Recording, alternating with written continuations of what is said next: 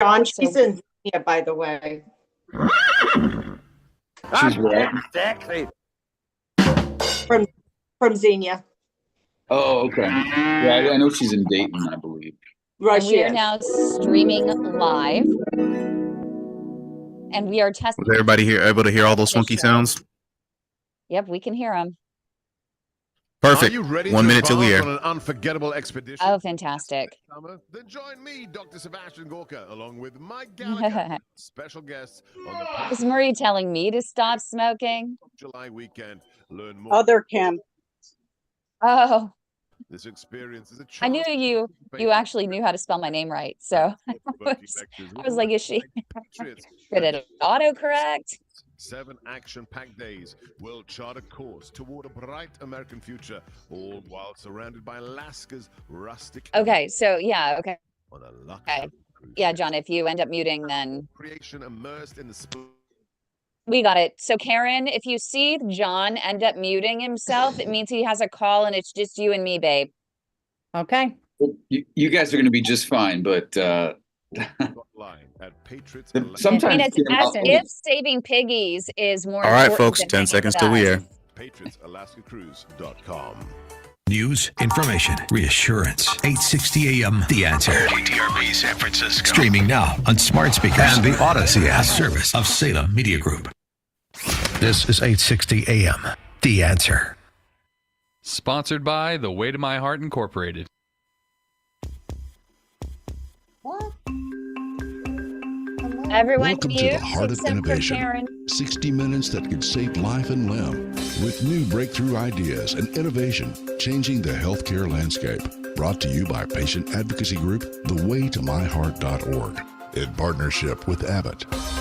Here are your hosts for the Heart of Innovation, Emmy award-winning journalist and founder of The Way to My Heart, Kim McNicholas, and interventional cardiologist and founder of the Save My Piggies Health Education Series, Dr. John Phillips.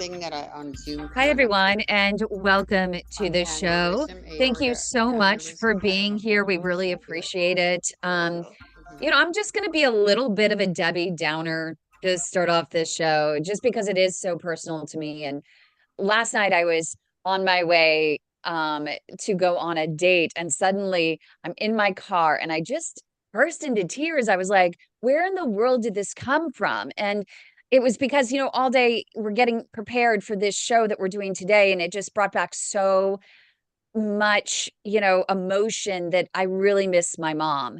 My mom transitioned 2 years ago from an abdominal aortic aneurysm that they had not detected. Yes, she had a thoracic aneurysm, but they said it had not dilated to a point where they were concerned. But standard protocol does indicate that if you do have, or they do find a thoracic aneurysm and the upper aorta, that they should check the abdominal, and they never did that with my mom. And so she ended up passing in my arms while we were on vacation. And it's still every once in a while, it just hits me. And last night I ended up calling a really good friend of mine. When they answered the phone at 10 o'clock at night, their time on the East Coast, I'm in California and I'm in tears and I'm saying, oh my gosh, my mascara is running. Help me laugh. Help me just get back in the game here so I can go on this date and be cheery and live my life as my mom would want me to. But it was really hard, that moment. I'm even starting to get a little emotional this morning as we head into this show, because it is going to be about aortic aneurysms. We do have Carin Andersen, who is the founder and executive director or CEO of Aortic Hope, which is a foundation that supports people with aortic aneurysms. And we're going to talk to her about her experience and her journey with an aneurysm that led her to starting this organization to not only help herself, but to also help others like me, because ultimately I did find out that I too am I have an aneurysm in my aortic root in the upper aorta. And so that's something that now, just to add fuel to the fire, right, in that emotional sense, it makes me wonder what my fate is. Is it going to be that of my mom? And so, wow, I can see your face, John. It's a rough start to today's show. Well, it's really emotional. number one, happy Saturday. Number two, Kim, we You're we always have, good to turn it around. Thank you.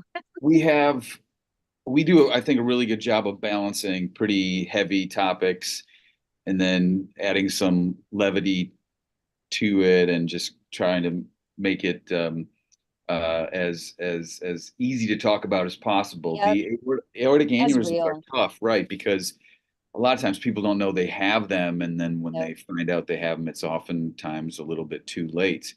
The beauty of what you knew enough, and unfortunately, what happened to your mom, at least the silver lining there is now, you have one, and it can be monitored, and it hopefully won't grow, and it's just something that it is what it is. Right. You don't want it to be like the sort of Damocles kind of hanging over your head. And that's a lot of times when I see patients who have them, small aneurysms, it's you're part clinician, but you also do a little psychoanalysis with the patient and Yep. try to help them to understand that, yeah, you have it, but it's probably going to be okay. So I mean, that's but you important. feel like a ticking time bomb. You wonder if this cup of coffee that I'm having this morning is going to raise my blood pressure and cause that aneurysm to dilate. You wonder if when you're exercising and you're raising your heart rate, are you also exacerbating that aneurysm? I mean, it's a constant battle in your mind. And so I like that you said, yes, you got to get into that a little psychotherapy as an interventional cardiologist when you do have someone that comes in with something like this, because it hits you right there in your head. Well, 100%. But again, control what you can control. You can't control the genetics behind it. You can't control the fact that you have one, but you can control what you do from a risk factor management Right. standpoint. We know exercise is good. We know aerobic exercise is good. We do caution about isometric, lifting, but and then watching blood pressure and just kind of, it is what it is, right? And Yep. you can either be a prisoner to it or you can allow it to kind of set you free to some degree. So let's vote for the latter, huh?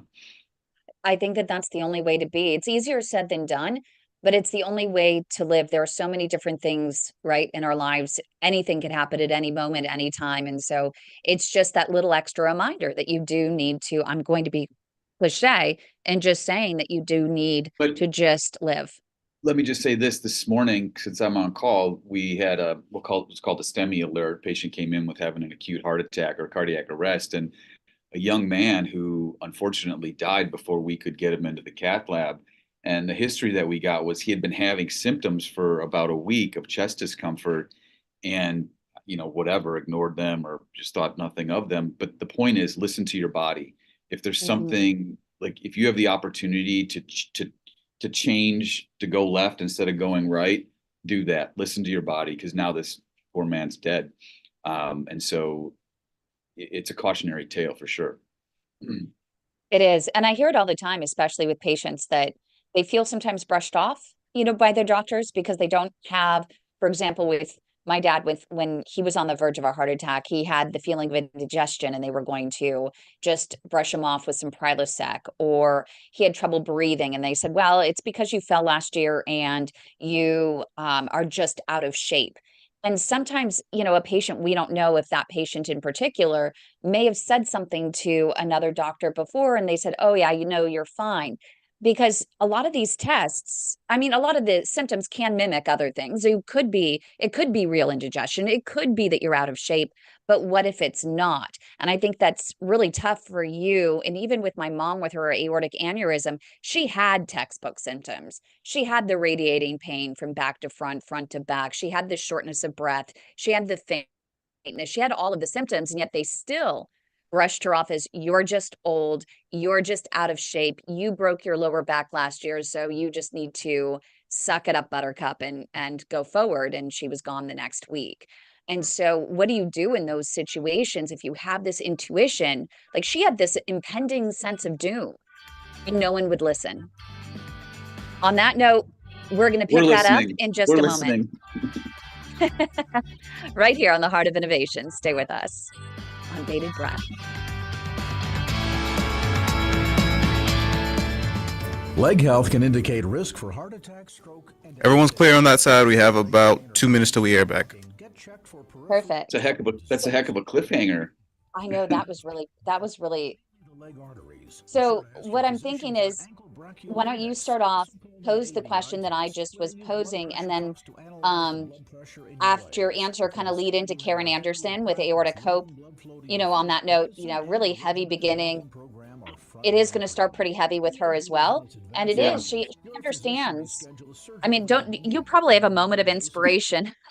I'm just sitting here listening. I'm like, oh my God, there's no such thing as a small aneurysm in the community. Yeah. So I didn't have an aneurysm that anybody told me about. It was in my echo, but nobody bothered to share it with me. So it's an interesting story, but I started off with a dissection and now I'm in watch and wait. So I have both sides of the coin as far as perspective. Yeah. Oh, I have a lot of words of inspiration. And what are you going to do? You wake up and, I'll inspire you before the end of this call. I'll get you going. I like it. I'm looking forward to hearing your story. Yeah. It's a fun one. Yeah. And Douglas is just living life here, man. He looks like he's just He just cruising. had a procedure. I should send you Douglas, can I send him the well, he posted them publicly. I can send him. Okay, he's nodding.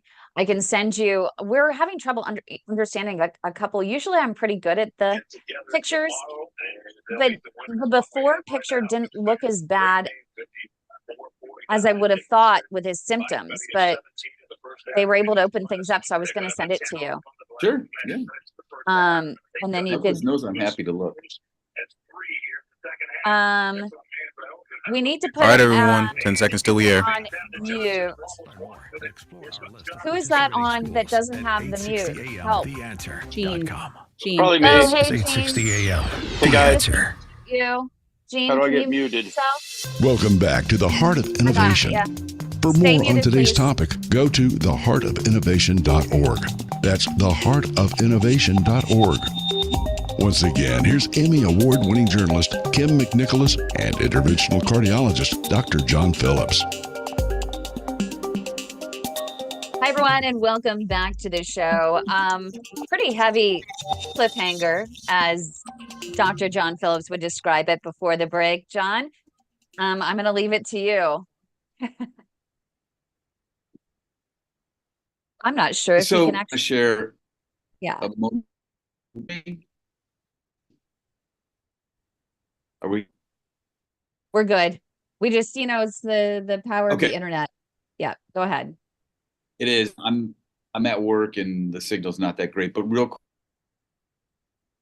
quick, I'm into it called Boys in the Boat about the 1906 crew team that went to Germany and won. And these guys at the University of Washington, but one of them is George Yeoman Pokel's or the they use. And You know what, John? You're cutting out but just a little bit. Maybe turn off your camera for a moment, Okay. and I think your bandwidth will improve just a little bit. We'll try that moment of inspiration. I think Colin, our producer, we're going into that moment of inspiration. So do you want to plug in that wonderful? There we go. Phillips, spectacular, vascular moment of inspiration. Kimberly, hear me. I Can can you guys hear hear you. me? Oh, fantastic. Okay, sorry about that. Bandwidth is not good here here in Ohio. So the quote that I want to share is from a coach that coached the 1936 crew team out of University of Washington that won the Olympics. And he says, and I think this is really important because we've already touched on this. And his quote, so it's George Yeoman Pocock, and he's quoted as saying, "So is life. The very problems you must also support you and make you stronger in overcoming them." Did I just, Kim? Yeah, that is amazing. And I want to bring in Carin Andersen from Aortic Hope, because I would imagine that quote probably hits right at home, doesn't it? Everything that you guys have said since you started hits right at home. Listening to your story, your mother's story, just listening to with the little bit that you've shared about the community, it does hit it does hit home. I mean, I have a story, I sit here and I think my story is not that interesting, but to many people, it tends to be interesting. So, do you want me jumping right into this? We always do. We definitely want you to just dive right in because I mean, I talked about the fact that with my mom, there were symptoms, they were just brushed off. And with you, that was not the case. You had no indication that there was anything. You couldn't even give the doctor a chance to try and catch it. No, so what happened was I've been very active. I used to compete in ballroom dancing. I was very into exercise. I was really fit. And I lived with Crohn's disease for 20 some years of my life. That ran heavily in my mother's side of the family. And, it was January 2015. Well, back up on my 4th bowel resection, when they did an echo prior to, they discovered I had an enlarged aorta. So it was maybe 3.9, but nobody told me. Now, I was taking medication because I had preeclampsia with my son years before that when I had him in 1999, and it just never went away. So I was always taking blood pressure meds, but, I didn't take them consistently like birth control. You know what I mean? You take them when you take them because I'm, oopsie, I didn't take it in the morning. I didn't know. Nobody explained to me the importance and the timing of taking these meds. So fast forward to January of 2015, it's a regular work day. I'm feeling great. I'm not thinking anything. It's a good Crohn's day. Everything seems to be simmered down. I came home to watch television and all of a sudden I felt a pop on my neck. And I thought that was a weird place to have a gas bubble. And then I felt indigestion. And then I couldn't feel my arms and legs. And what felt like eternity was only really just a few moments. But when I say you can't feel them, it is like nerve block. They are just gone. And I eventually made it to the kitchen table and I called 911 and I said, I have Crohn's and I think I have some gas that has left my anastomosis from a prior bowel resection and is on my spine. Because that made sense to me. Why would it be anything else but Crohn's related? So they had me eat aspirin. They came with the ambulance. I walked up and into the ambulance. I'm very lucky, however, because when I got to my local medical center, they knew that my father had an abdominal aneurysm. They knew I had detached my retinas many, many years before. So did my grandmother. They knew a lot about my medical history. And so they ordered a CT scan right away, especially after doing blood pressure checks and noticing there was over 20-point difference between, limbs. So I needed to pre-medicate because I was allergic to the dye. But as soon as I came out of that CT, they looked right at me and they said, you have to figure out where we're going to life flight you because you're having an aortic dissection. And I remember looking at my husband and saying, I'm not calling my parents and telling them I'm about to die. You tell them. If I tell them, they're going to punish me. So you tell them and let them punish you. And that stands out as such a strange thing to say, but I was already beginning to have some deficits cognitively, which I guess is kind of a good thing because I really wasn't scared, but I knew that people don't typically survive an ascending aortic dissection. So long story short, which it really wasn't that long, I went down to University of Maryland shock trauma unit. 5 hours later, my surgery was over. I have a graft in the ascending, but during surgery, I dissected all the way through my aorta to the left iliac. So in some regard, I'm lucky I didn't have to feel any of that discomfort. And when I woke up, so backing up, I remember saying goodbye to my son. I remember calling my boss and telling them I wouldn't be in work on Monday. I remember calling my sister from the ambulance and saying, here's all my passwords and here's the things I need you to get out of my closet so that I won't be embarrassed if I die and people find these. It's just strange conversations, Kim, weird stuff. I had weird talks with people. I called my son's father and I told him, he's only 15. You need to teach him to be respectful of women. I just knew I wasn't going to survive. And I was angry, but I wasn't really scared. So after the surgery, I was in the SICU for about 5 days. And then they discharged me from ICU straight to home, which was not appropriate, I don't think. I think having Crohn's disease just put me in a different category. I was very fatigued. I was, it was a lot to handle. And so I came home and, fast forward a year or two, having like 2 TIAs in that time period, realizing I was suffering from PTSD and going through therapy, I needed to find something. I needed to find something, and what I was looking for didn't exist.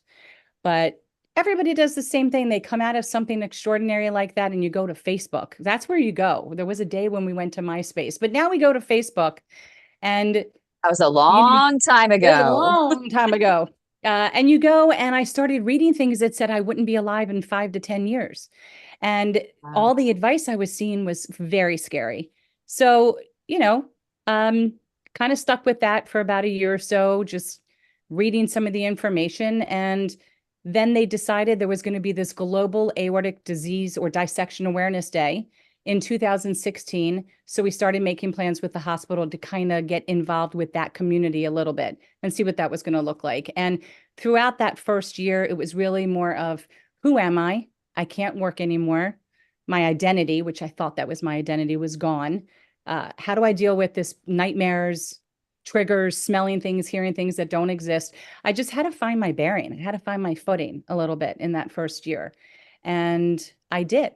And when I did, I'm going to share with you the second half of that, because I'm seeing the little prompt says 1 minute, 30 seconds, counting me down. Exactly. You're on live radio. And so we do have those commercial breaks, and we're heading to one right now. Right. We'll hear more of Carin's story in just a moment. Stay with us. Don't go away.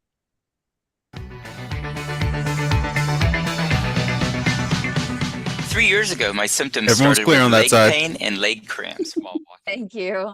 That was great. I'd love for, John, I'm going to have you, would you mind jumping back in? I think it's important. Can you guys hear me okay? Yes, we can now. Yeah. I think it's important. I don't know if our listeners know what a dissection is, and sure. No, really how. So, I think we should spend a little bit of time with that. There's very few people that I've talked to that actually remember that much about the whole process and what went on. That's amazing, honestly, and a heck of a story. Good Lord. Oh gosh, John, I remember feeling like I was falling asleep and saying, am I asleep? Am I in surgery? And they said, no, we just gave you a little Versed. And I said, well, then this is great. I'm ready. Let's go. I was doing just fine. And I remember waking up with the breathing tube and thinking, I can breathe like Aquaman, or not breathe, and I'm still breathing. And these are the weird things that I remember. So nothing. Most people, they have no recollection of something so traumatic, because I think our brains do a great job of erasing that or blanking that out for us. But that's amazing, because you always wonder, like, what are people thinking? When this is going. Hey guys, I'm going to interject real quick. Quick question for the production of the show right now. We have about 2 minutes till we air. Number one, Kim, for the extra segment in this section, it's Dr. Shemsky talking about high blood pressure. Do you want to keep that in, or do you want to cut it so you have more time to talk with Carin? I think we need more time to talk with Carin. That'd be great. Cool. So I will cut that. That will give you another minute and 45 of talking. So you'll be good on that front. Fantastic. So what do we have, about 10 or 11? Yeah. When we come back in, we should have exactly like 9 minutes, 40 seconds. Okay, great. And we're how far till we're in? As of right now, we have 1 minute and 10 seconds till we come in. Carin, you went through what you went through to be where you are today, to create what you have created and to change lives. Yeah, I have to agree with you. I wasn't sure. There's some days I'm still not sure. But more of the days I would tend to agree with you. Really, helping other people helps me. I couldn't do my life if I didn't have this opportunity to help other people. It would be too difficult. It's so true. So true. Yeah. And John, you're going to come back in, explain a few things, but also I'd love to hear I might even ask John, just from his perspective, just hearing what from the mind of the patient. I'm curious, he's done a few of these, if he's ever heard, the patient side of it like that, because you're very descriptive, and it's oh my really gosh. awesome. Heads up, everyone, 15 till we air.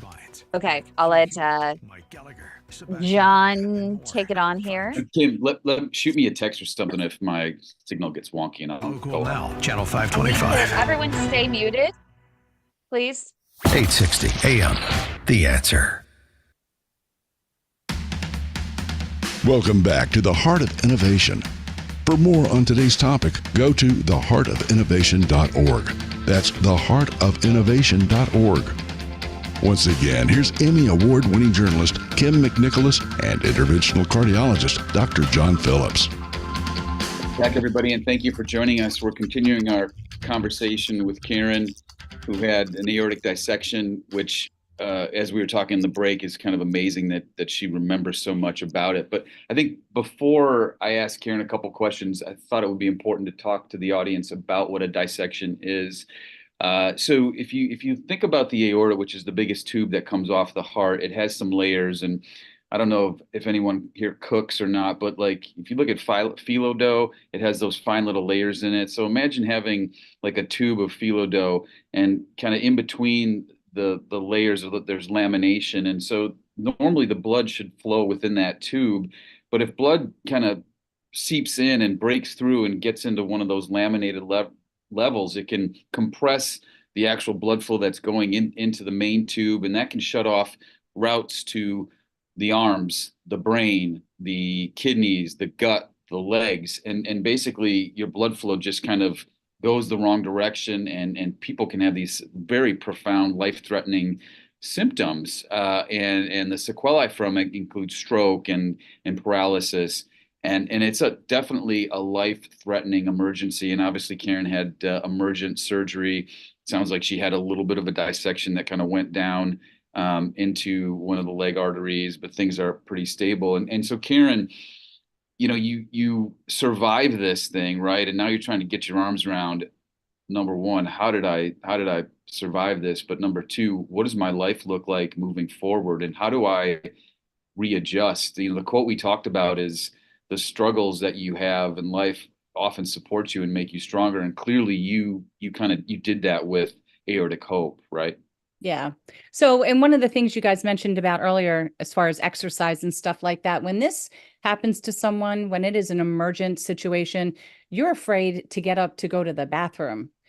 Further down recovery, you don't even know if you can, the first time you get a cold, you're scared to sneeze. So, and as a patient, you think it's just you. And then in the community, I realize every single person worries about the same thing. And more times than not, there is a degree of post-traumatic stress that occurs with this, because as you had mentioned, your brain kind of just needs to shut itself down to let the body have its time to heal. So around 2016, this idea of aortic dissection awareness day came to be. And I met up with two other women. One was a young girl, actually, who had a 7-centimeter aneurysm in her chest at 25 in her ascending. Wow. She had bicuspid valve. And another woman was a caregiver to her husband, who was patient X in the family with Marfan syndrome. And their eldest of 3 children had Marfan. So the 3 women came together, and we thought, let's create a Facebook page that has inspirational quotes. We're just going to make people feel happy amongst all this doom and gloom information. And we really realized very quickly that there was a lot more that was needed. There was a hole in this community that was not being filled. And we felt it. So we made these a slew of initiatives happen because we needed them to happen for us. So it really was almost an act of selfishness turned selflessness. We wanted gifts on our aortiversary. I'm just going to be honest. I want presents. So what we did is we created Hope Mail, and people signed up. That was our first initiative. They signed up to receive a little tchotchke in the mail to say, hey, we're here with you. We're cheering you on. We acknowledge you and this important date. Well, now there's close to 400 people that receive that from us every single year. And then we said to ourselves, well, we need more support. We need some support. And nobody was meeting in brick and mortar support groups. This is before COVID, but there wasn't anything. And I had been part of the Crohn's and Colitis Foundation support groups for so many years. And I know that support works, a sense of community works, a sense of belonging. So we created support groups. And what's happened is over the years, these have expanded to have a general support group, caregivers only, because they have a huge different set of needs, We have support groups for those that are grieving. And we also now have added support groups for our friends in Canada because they have a whole different set of circumstances with their healthcare, as well as we're going to be launching a Spanish-speaking support group. So the support groups initiative has really grown immensely as well as we see the needs in the community. In addition, we wanted to tell people our story and we wanted to hear other stories. So we started Survivor Series. And what that did is allows people an opportunity to share their story through a variety of ways, including on our YouTube channel, which is one of the most popular ways. They get an opportunity to share their story, which they find therapeutic. And as the community, we find validating. We also learn things and develop questions so we can take them back to our physicians. So in a way, we are also helping to educate the community to advocate for themselves and to probe a little bit more about their own health. Now, through all of this, we realized this is much bigger than dissection. What we wanted was physicians to think aorta, which is a whole other organization that's very proactive in the community, working with physicians, working with first responders to get them to think about the aorta when they're faced with a patient who's has undiagnosed chest pain. And once those patients have been diagnosed, well, now we're here to provide the support. So ideally, you want someone to find out that they have an aneurysm. We want people to think aorta, think family, and talk about their genetics and their family medical history. You want to be in that great position of having that aneurysm discovered. And I know that sounds crazy, but the likelihood of having a potentially fatal dissection, right, Dr. Phillips, it's so much lower once you know and you have that opportunity to be monitored and to choose elective surgery if you get that opportunity. So we work with patients from the point of diagnosis through their surgical intervention, through dissection, from root all the way down to the bottom of the aorta. So there is no zones for us as there is now in this organ. There is just one aorta, and we're here to help everybody. And it's not just support. It's also a sense of community and giving them an opportunity to interact. So one of the things we did is we're on Facebook, but that's not where we're putting most of our attention. We're really, really expanding in YouTube. And we have AHTV or Aortic Hope TV on YouTube, where we do a lot of our interactions with physicians and clinicians, disability attorneys, and we interview and we give the community a chance to interact with us and ask questions. We also have all of the live Survivor Series there too. We also have expanded to include this big community and take people's minds off of aortic disease. We're just people, and a lot of people struggle to figure out what their 2.0 of their life's going to be. So they can join Qigong, simple exercise. They can do mindfulness and learn how to meditate and ground themselves when they're stressed. We have the aortic kitchen. So we have a chef who survived a dissection and his wife, who's a licensed nutritionist. They do cooking demonstrations and teach us about Mediterranean diet and what the DASH diet is and different things like that. We're going to be adding arts and crafts. So there's just a huge expansion that's going on in the organization. And one of the biggest things that we've done to date is we have published Aortic Dissection, the Patient Guide. This initiative was started in the UK. We got permission to bring it to the United States. We edited the whole thing. It's written by patients, for patients and caregivers, clinically reviewed, and endorsed by the Society of Thoracic Surgeons and Society for Vascular Surgery. So we've got this amazing resource to help people understand, all right, what's a dissection and what just happened to me. And aortic it's so nice. is coming out too. Number 2 is coming out. It's so nice when the organizations really work together and everyone comes together versus what we're still finding for peripheral artery disease, which is the disease that I focus mainly on with our organization. Everyone wants to do their own thing and everyone is almost competing with each other to get the message out versus everyone really combining together. There is one initiative, get a pulse on pad, but still, everyone wants to own that and versus working together. So it's really nice to see that in your community, and especially hop, skip it and jump over overseas, that you guys are working together continent to continent and trying to help patients. So that's really amazing to hear. We're all on a highway. We're just in different lanes, and collaboration is really key, providing all vetted resources to the community. Definitely. Well, coming up right here on the Heart of Innovation, we're going to hear more about Aortic Hope and also hear where Carin is at with her story, her journey with her aortic dissection. So stay with us.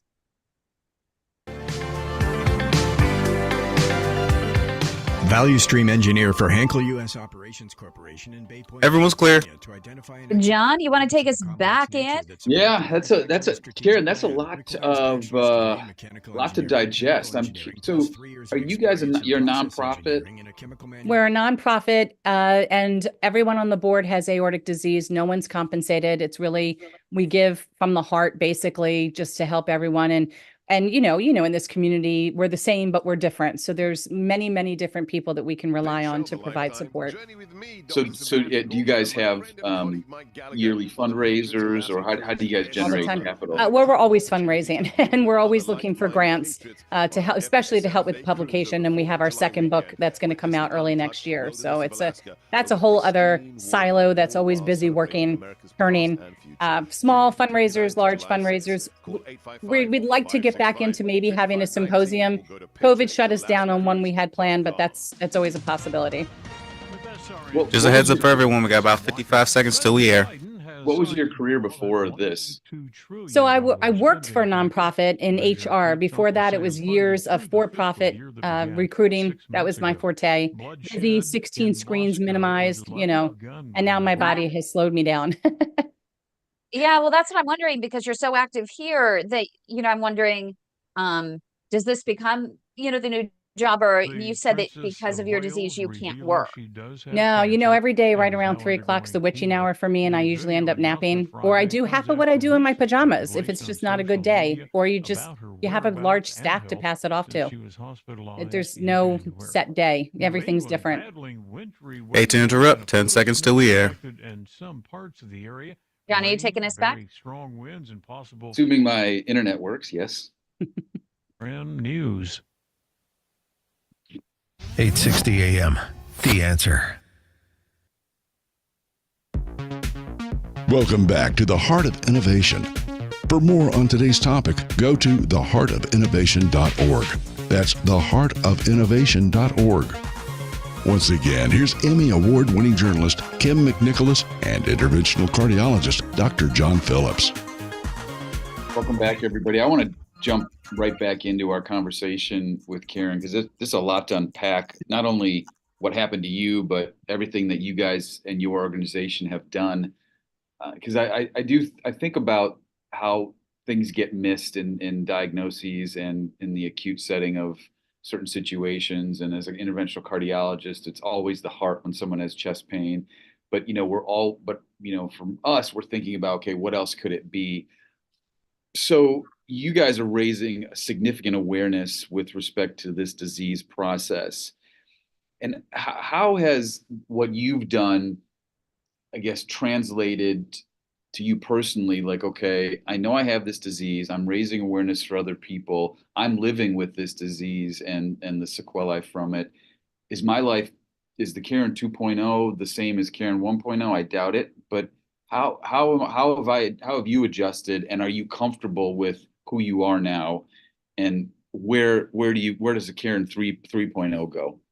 There's going to be a 3, there's going to be a 4. In 2018, I had complications from Crohn's, and I ended up having an ostomy, which I'm going to keep forever. And I went into remission. And then 2024, I'm out of remission.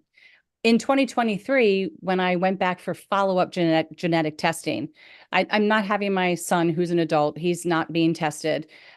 They're just going to treat him as if he has something for right now. We're going to leave that the way that is. Plus, they haven't found anything in me. With all of the aortopathies, everything came back negative. But I, too, lost my father very, very suddenly and unexpectedly 2 years ago. And so I decided to enhance my genetic panel to include cardiomyopathy. And lo and behold, I have a FLNC mutation. So, with that, and then having lots of arrhythmia all over the place, it's like a drum corps in my chest sometimes. It's my days are never the same. So I present this way, and I do a really good job because there's a community of people. But behind the scenes, I forget everything and I fall apart all the time because it's normal. It's natural. I got to worry about myself. What is this arrhythmia? What more medications can you possibly give me? I have to have a gallbladder removed. I have Crohn's disease. It's like the window of opportunity to not worry about yourself sometimes is just so small. However, one of the things I told Kim the other night was, I definitely believe in having a pity party. I don't think we're human if we don't. I just refuse to let it be a slumber party. I don't stay there. And one of the main reasons you don't stay in that space is because you wake up the next day. And I know that stress and worrying about these things that I can't control, I can take the medicine, I can monitor my heart rate, my blood pressure, I can walk and move my body, eat as well as I can, because I definitely like eating foods that are not necessarily great. But, Don't we all? Don't we all? Right, of course. I can do all those things, but at the end of the day, I'm still a human and my body's going to do what it's going to do. And as long as I follow up with my physicians, which is what we teach everybody, the importance of why you need to continue to be monitored. Why do you have to keep going to the doctor? And if the doctor's not asking to see you, you need to find another doctor, because you should be followed up with. All of these things that we talk about, I need to listen to as well. And I can control what I can control, but if I let myself become too scared about what I can't control, that's just not going to do my body any good. So I learned grounding techniques, ways to just take a deep breath, ways to utilize my senses to distract my brain from thinking about that. And it really does work. So that's, I implement all of the things that we share with the community, and then I learn from them. I love that you said that you just allow yourself to have the pity party. And it is so important. Just like me last night, I allowed myself, but I knew that when I was ready, what would make me feel better. And so I think that as part of that pity party, I think the most important part is to know that, one, you want to feel better, and two, what is in your reserve that will make you feel better? Is it a person you could call? Is it, okay, so go and have a latte.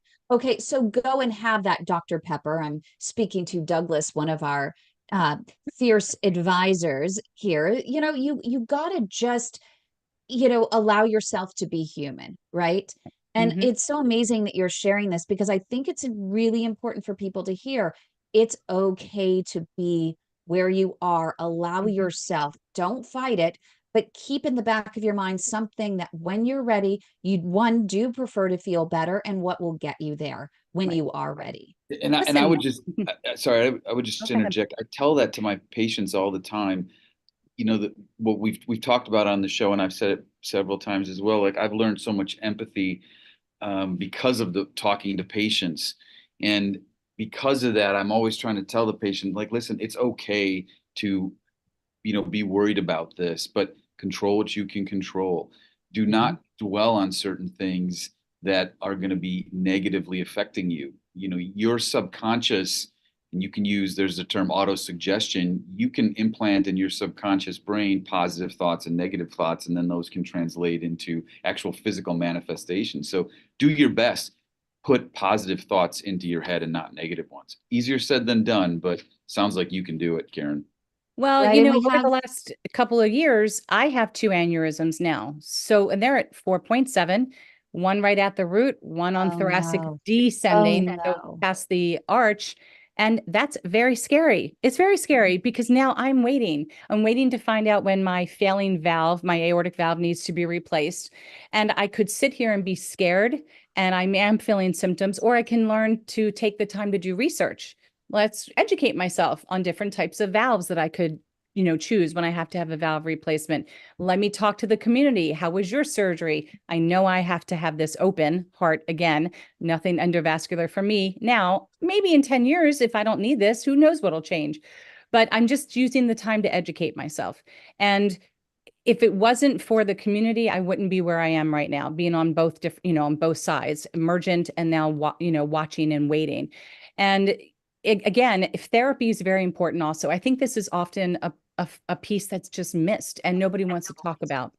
And if you have a good therapist, maybe sometimes you want to consider looking for someone who specializes in EMDR, eye movement desensitization and reprocessing. So even though you didn't have a dissection, sometimes just, a diagnosis can be traumatic. And every day you feel that it's trauma. Every day, what is this ping and pang? Do I go to the ER? That's jarring for somebody. But if you can find a therapist who can help download those sensations and those emotions into appropriate buckets, because our brain downloads everything we experience all day, I guarantee you're going to come out and feel better. I thought it was Mr. Miyagi mumbo jumbo until I did it myself. And I've done it 3 times now over the years because I need a tune-up. And it's incredible how quickly I come out and I realize, okay, I'm not smelling anything that doesn't exist or hearing things that don't exist. I'm not being triggered. This is what it is, and use my energy to advocate, educate, and then I can communicate. Oh, I just came up with that. I'm going to write that down. Educate, advocate, and communicate with the appropriate parties. So you just like Dr. Phillips said, you just shift your mindset, and it is difficult, but if you apply it, you really can do it. You really can. But it's interesting. So we have Marie that is sending a note in asking, when can we ask our surgeons to do something about it so we don't have to live in fear of it rupturing all the time? And we're finding that more and more with women that it ends up, for example, with my mom, ends up dissecting earlier when it's dilated to about 4. And that's what they're concerned about with me, with mine. I'm at 3.7, but they're saying because of my small frame that they really need to keep a close watch, because once it gets to 4, it's going to get into risky territory for me from my size. So I'm curious to ask Dr. Phillips. Yeah, we each have a minute left, but the issue is risk versus benefit, like with anything in life. And so the surgery that Carin had and the surgery that people might need is a big surgery.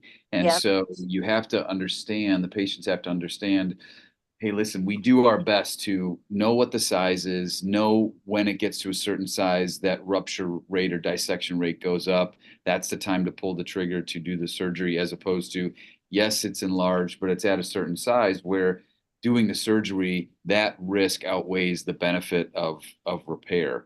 Until we get to the point, if we get to the point where potentially we can do all this endovascularly, maybe, you move forward a little bit. There is some new technology out there in aneurysms that potentially with a drug might retard the growth of it. We don't know yet. So more to come, but I understand the fear, but just trust your doctor.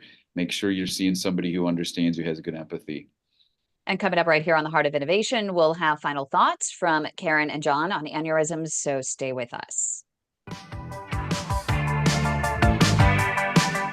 We all know that aches and pains come with simply getting older. I want, because but it doesn't mean you have to in this last section. And Douglas, can we wait till, do you mind if we wait until, because I'll let you take over, because I know you have, Douglas did some really great research, and he would love to, if you can stick around for our after show and allow more patients to jump in, Carin, sure, if you don't mind, because we're going to keep live with the after show. And John, I don't know if you can stick around for a few more minutes, because I know that Marie is sitting here, and so far I know that you can say all over and over, right? It is easier said than done to not be scared. And Marie's sitting here and she says, I wish I would have skipped this week's show because I'm now more scared than ever.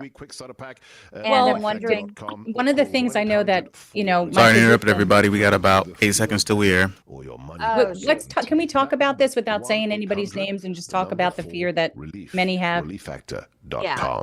I mean, I even This is 860 AM. The Answer. So it's real. Do you want to go in, or do you want? Yeah, you. Welcome back to the Heart of Innovation. For more on today's topic, go to theheartofinnovation.org. That's theheartofinnovation.org. Once again, here's Emmy Award-winning journalist Kim McNicholas and interventional cardiologist Dr. John Phillips.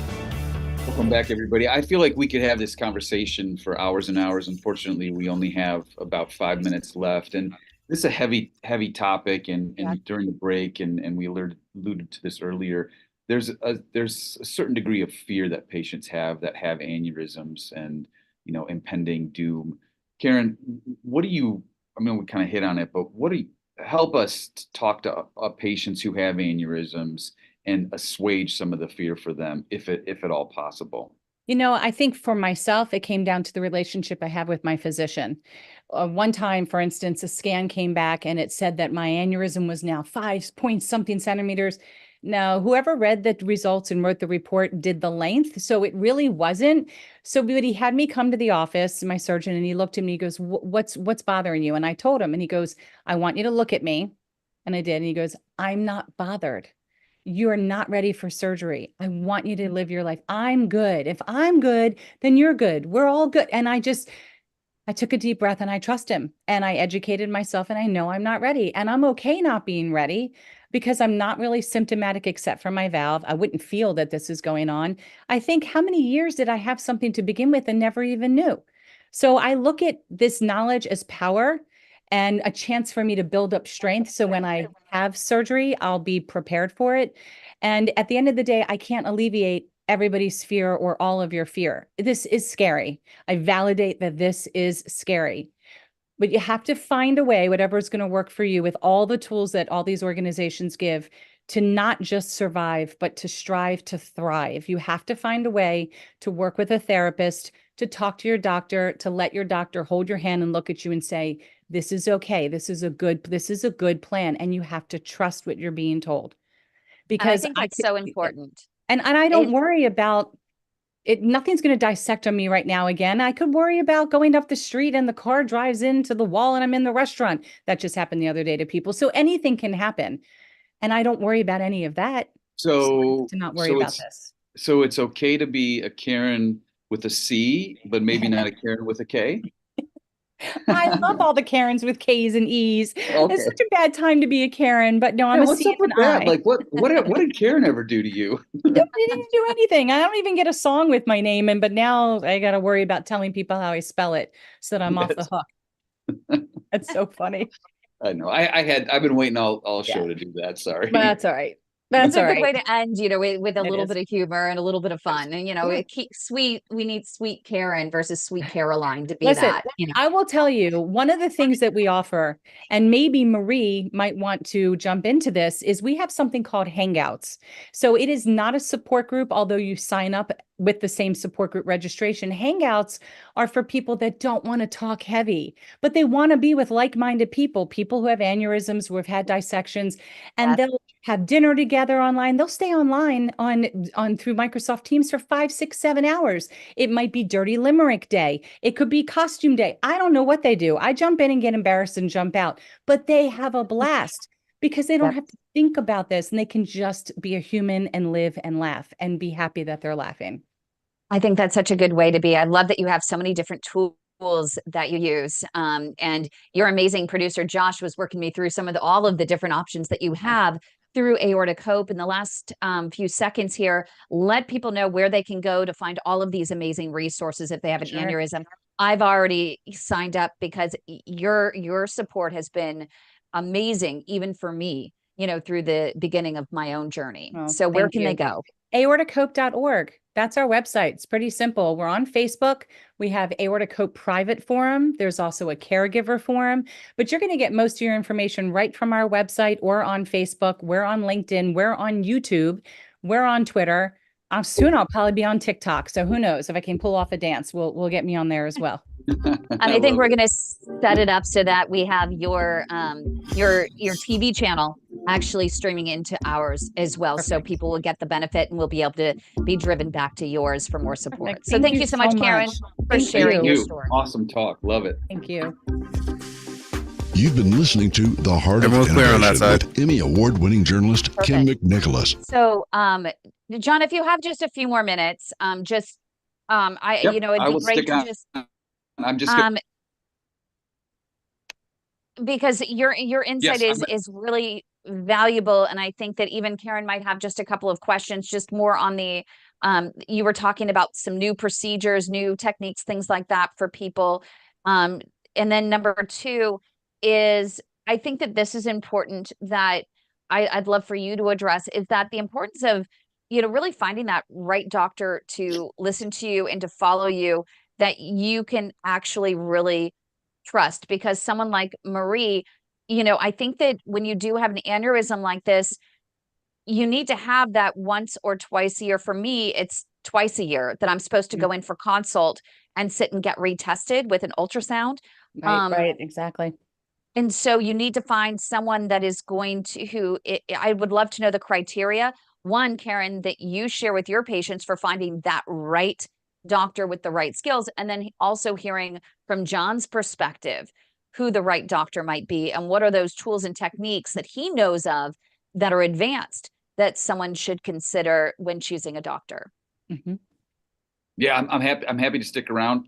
Just got to check on a patient real quick on my computer. But if you, I can, so what I can say is, you need, with respect to aortic disease, and the disclaimer number one, I'm an interventional cardiologist. It's a little bit rare that we do aortic disease. Where I was trained, we have done endovascular AAAs for 20 years. So 10 years before I came, we work closely with our vascular surgeons and cardiothoracic surgeons in helping treat patients who have aneurysms and dissections in the aorta as it comes off the heart and then kind of comes around. But number one, you need to go to a center that either has an aortic center, and with trained vascular surgeons, interventionalists, cardiothoracic surgeons. This is my opinion only, and so again, here's the disclaimer, but this is not a disease process that you want done at a community hospital. And I think any doctor that tells you that they're going to be able to do this, because we've seen some of these cases come to us, and you just, gosh, wish I would have, maybe could have talked to the patient a little earlier. But you need to go to a center of excellence. So oftentimes it's a major academic institute within your city or within your region. And there's a lot of great physicians out there. The thing of it is, though, when you have a surgeon, again, my opinion, when you need surgical repair, an open repair, you want a surgeon who knows what they're doing. You want to ask them, how many of these have you done? And, the bedside manner, it may not be the greatest. It might be, fantastic. But if they are good at what they do, I always tell patients, like, I know this doc, he or she are very good. Yep, might be a little bit bedside manner, not the greatest, but I would send my family member to this person. So I think you got to be we talked about, you have to be your advocate. You got to be a champion for yourself. Ask a lot of questions, seek second opinions, and you'll find the right doctor. I guarantee you that there's a doctor that's right for you. I would completely agree with you. We do try to recommend that patients find a center close to them. We know lots of people, even in Maryland, will leave to head off to Cleveland or head over to Texas to Baylor. And I'm thinking, but you have Washington and you have Hopkins and you have University of Maryland right in your backyard. So what happens if there's a complication and you just flew back home?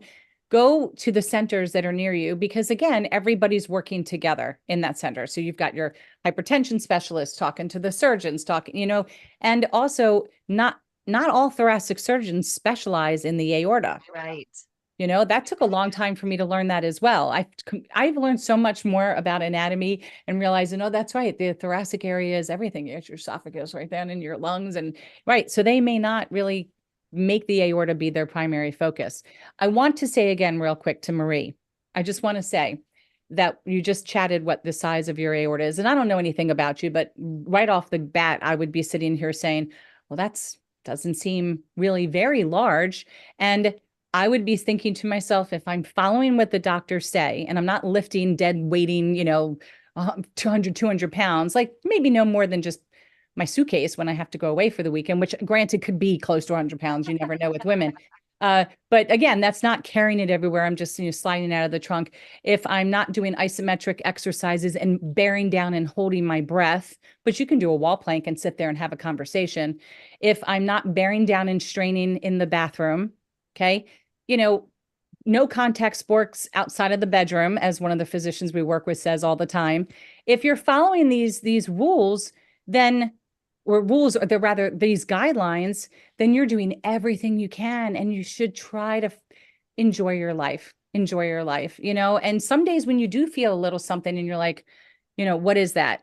Well, have a conversation with your doctor and say, what do I do about these various pings and pangs? When is it time for me to go to the ER? What should I be looking for?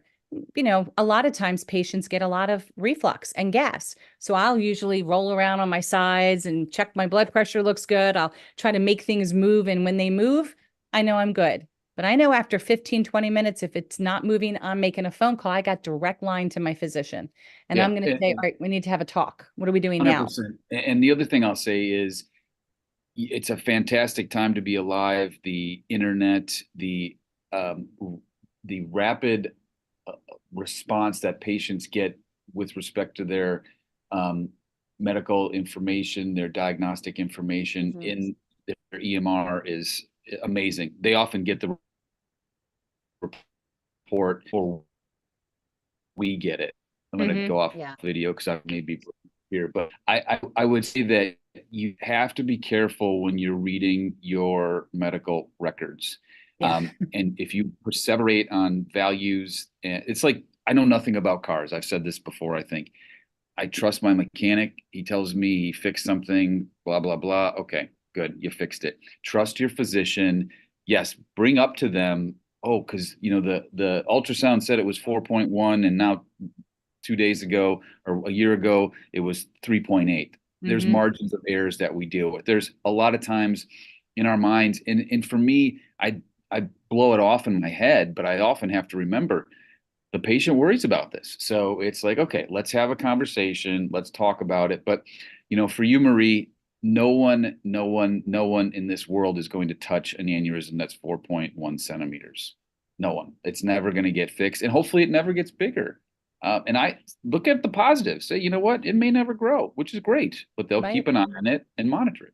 I've been at 4. It should be monitored. I think I've been at 4.7 now. It's been 7-8 years and it just never grows. And I'm like, oh, I have scanxiety. All of us have scanxiety, but it's already been determined. I'm just waiting to see the report, but I agree with you completely. Some of these radiologists, they all measure things sometimes differently, which blows my mind away. So I wait until my surgeon puts it on his screen and he uses his tool and he measures it exactly where he wants to. And then he tells me if there's been growth or not. And growth, if I'm not mistaken, is not until you hit 3 millimeters or more in a year. I think I'm correct. So it's like most right? of it, it's 0.5. Oh, it's 0.5. Oh, that's gone up. Okay. About a half a centimeter. But, okay, there are patients that are on the cusp. Yeah. And it's kind of like, all right, we look at it and say, you're this old, it's this big, it's going to grow. Let's fix it. But Marie, I can't walk a mile in your shoes, but this is one thing that I wouldn't lose sleep over. It is something that you need to have a special appointment. Is when you call, just know that you are going to be on a routine once a year or twice a year, whatever your physician decides is important. And you go get that scan and you go there specifically to that physician to have that discussion, not about PAD, not about heart disease, but that is your discussion that you set aside about your aorta, and make sure you do have that appointment and that ultrasound on the schedule that is set forth by that physician, and don't miss it. It's really important. Aortic dissections are rare, but aortic disease is much more common than you think. And I walk into a room, or I'll go to Disney and you're all in front of the castle, and I can't help myself. I stare and I think, oh my God, how many people out here have an aneurysm right now in their thoracic area of their chest? I look at the percentages and I know that I'm at a double digit. I know that I am because I've read studies out of New York. And I think, how lucky is everyone who already knows they've been diagnosed? They are so much luckier than the rest of the people walking around and they don't have a clue. And that's the way I look at people who have been diagnosed. I look at myself, I look at Marie, and it's hard to see the blessing in that, but you are so much further down the road of luck than the tons of people that don't even know they have this. And that's why it's called a silent killer, because you just don't 100%, know. 100%. And Dr. Phillips, I just had, since you had mentioned also about the procedures and how difficult they are and why you need to really weigh the benefit, versus the risk. It was interesting that when my mom transitioned, and it's even still, I have nightmares about shoulda, woulda, coulda. What if we would have gotten her earlier? When we had her, found out that she had a thoracic aneurysm in September of the year prior, if they would have done the abdominal, because 6 months later she passed of the abdominal. Like, what if we would have done the scan right away? And a couple of the doctors that you and I are in our network, they said that actually we're not sure that at 83 it would have been, she might have gotten through it, she may not have gotten through it, and even if she did get through it, she probably would have stroked out a few months later. There's so much risk with it. But then I go to some of these vascular surgery forums where they're talking about 85 and 90-year-olds that they're doing. But what I'm reminded of is, well, yeah, great. Looks like a successful procedure, but they're not talking about that patient 3 months later and where they're at and was it really worth it for them to extend their life, 3 months? And I'm just curious from your perspective, with some of the newer advanced, the endovascular techniques, minimally invasive going in, what is the life that follows for someone? It just depends. I mean, everybody says, or people will say, well, that's a really good 90-year-old. Well, there's 90 rings on that trunk. I don't care how good they are. And so for me, it's having a very candid conversation with somebody who's of advanced age, and we can debate on what that is. Okay, what's your functional life like now? How do you like living? How do you want to live? Are you a quantity or a quality type person? And if the patient looks, quote, and I'm quoting here because I've got a bad signal, but air quoting, if the patient looks good, okay, we can tackle the aneurysm. I still have a gentleman that I see who's 94, I believe, and we fixed it at 88, and I was a little hesitant to do it. So again, it's just trying to find a comfort level, but I've seen patients who are 86 and have ruptured aneurysms and survive with stents.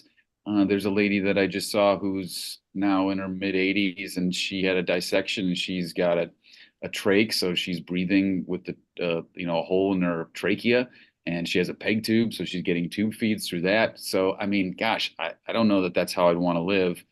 The thing about the United States is that we treat we don't really use age as a cutoff, but I can tell you in other countries, when you get to a certain age, unless you have cash to pay for it, they're not fixing certain things. So, you got to think about that as well. Good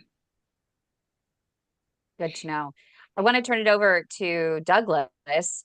Douglas had done quite a bit of research, went on your website and such. So I hope you don't mind if he and others have questions for Carin or Dr. John. I don't know. I know Dr. John, I don't want to keep you all day because you have to get back to your rounds and such. But stick around if you can. But I'm going to turn it over to Douglas to ask some of his questions. And if anyone else has questions as well, please go ahead and raise your hand, and we'll call you in to ask. We're going to start off with Alan. Alan has a question. Don't get to unmute, Alan.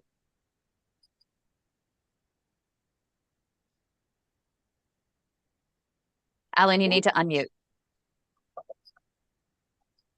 He's not unmuting. How about we start with your questions until he can unmute? So my question, when I went back and looked yesterday, there was one thing that I noticed beforehand. Are the symptoms the same for everybody? In the sense, female, male, did age make a difference? And are the symptoms beforehand showing? Like with PAD, we can't walk a mile and then we start hurting. Are there symptoms for somebody to tell beforehand? Well, if you're asking specifically if there's symptoms with an aortic aneurysm, typically no. And that seems to be across the board for everyone. You might become symptomatic if you have a large aneurysm and it's near your aortic valve. But that's because you're feeling symptoms from the valve, whether it's having some backflow. You could also become symptomatic if the valve becomes hardened and the area becomes narrowed. But it wouldn't necessarily be from an aneurysm unless it was really, really big and it was causing some issues. Can you explain backflow? Oh, backflow, regurgitation. So when you have, if you have a bicuspid valve, and all of our valves are supposed to have 3 cusps, little leaflets that come together. And if you have bicuspid aortic valve, that's 2 cusps.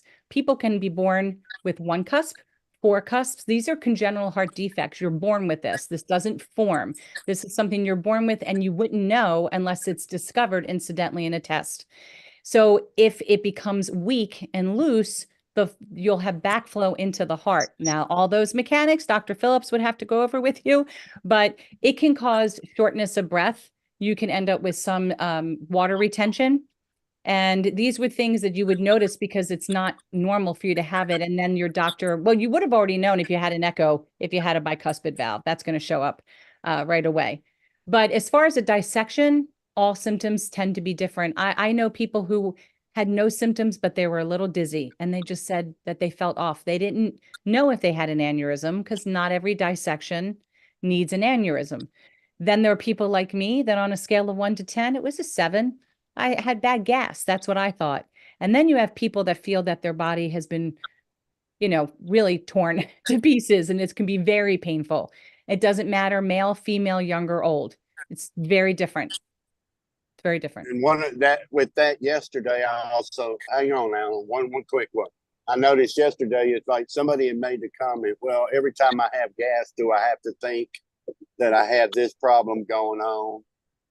No, because if it's moving, because as gas moves, that's probably not your aorta. However, you know your body better than I know your body, right? So if you're feeling something and you think, okay, this has been in the same spot, this feels it's different. This is different. Tums and gas X, nothing's working. It's nothing wrong with going someplace to make sure you're okay. Now, they're not going to see anything on an EKG, but they will if they do an echo or a CAT scan or an MRI. But typically in the ER, you're going to get a CAT scan. It's the easiest and fastest thing to give. Gold standard. Okay. But I always wonder, which is, I just had something to go along with that, just interesting because you had said earlier in the show that you were telling the ambulance driver, you were telling them, like, you thought it was something to do with Crohn's, and you had, like, you're leading the witness. And sometimes, for example, when my dad went into his physician for urgent care, he was like, yeah, I went in and I burped after having a little Bromo seltzer. So, and then I felt a little better. Well, he was on the verge of a heart attack, and she was going to give him Prilosec. So I wonder if you give anyone, a little bit of caution, or what caution you might provide to someone in leading, what I always say, leading the witness a little bit. So when you're having an emergency event, you're not thinking. You're just thinking, I just lost the feeling in my arms and legs. And you're thinking, I've got this burning feeling down here. You're not thinking, you're just thinking, let me tell you. And now if you have a comorbidity, if you have a condition, naturally, I think you're going to relate that to your condition. I think that for those that know they have something, those that know they have an aneurysm, they've been diagnosed, it's key critical that you walk in the door and you say, I have aortic disease, I have an aneurysm, and I'm having chest pain. That needs to get you right back. There's no reason at all that you should be waiting. It doesn't matter if you have a known syndrome like Marfan syndrome. Just the fact that you say, I have aortic disease, I have an aneurysm, and I'm in discomfort should get you right back to that CT scan. Even if it ends up being gas, let them rule out the most life-threatening thing possible. I agree. Alan, sorry about that. No problem. Well, first of all, hello, everybody. Quick question. I don't know if John wants to take this or Carin can take this. I was recently in the hospital and Kim pulled her magic to find me a doctor that could clear my femoral artery. And they put me on the telemetry floor. So they decided, we're just going to do a bunch of heart tests. Well, they did an echo and it came back. The rest of the valves in my heart are good, but the aortic valve has what they call moderate calcification on the leaflets. And can that lead to an aortic problem? Or is when you it have something stenosis, I should look at further? Because they didn't really address it. John, do you want to take that? Yeah, sure. So it's not the most common valvular heart disease is aortic stenosis. We measure so basically the leaflets are opening up, and the degree at which they're not able to open can lead to various levels of stenosis.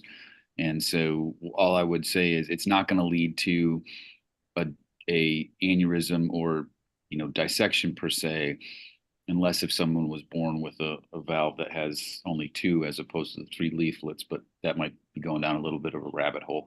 Assuming your valve is normal leaflet, then what we do is follow that with an echocardiogram. We evaluate patients for symptoms.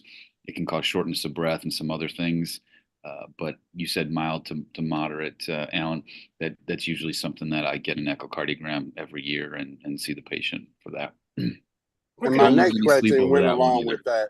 My next question I noticed on the website too is like cardiomyopathy in all the different heart diseases. How do they correlate with what does one lead to another one? Is I noticed there was a lot of questions about that. Well, I can just tell you that my heart's great. My aorta is completely separate from the heart, and my aorta is what's jacked up, but my heart is fine. I've had 2 catheterizations. I have no real calcifications, no blockages, no anything, perfect function, heart function.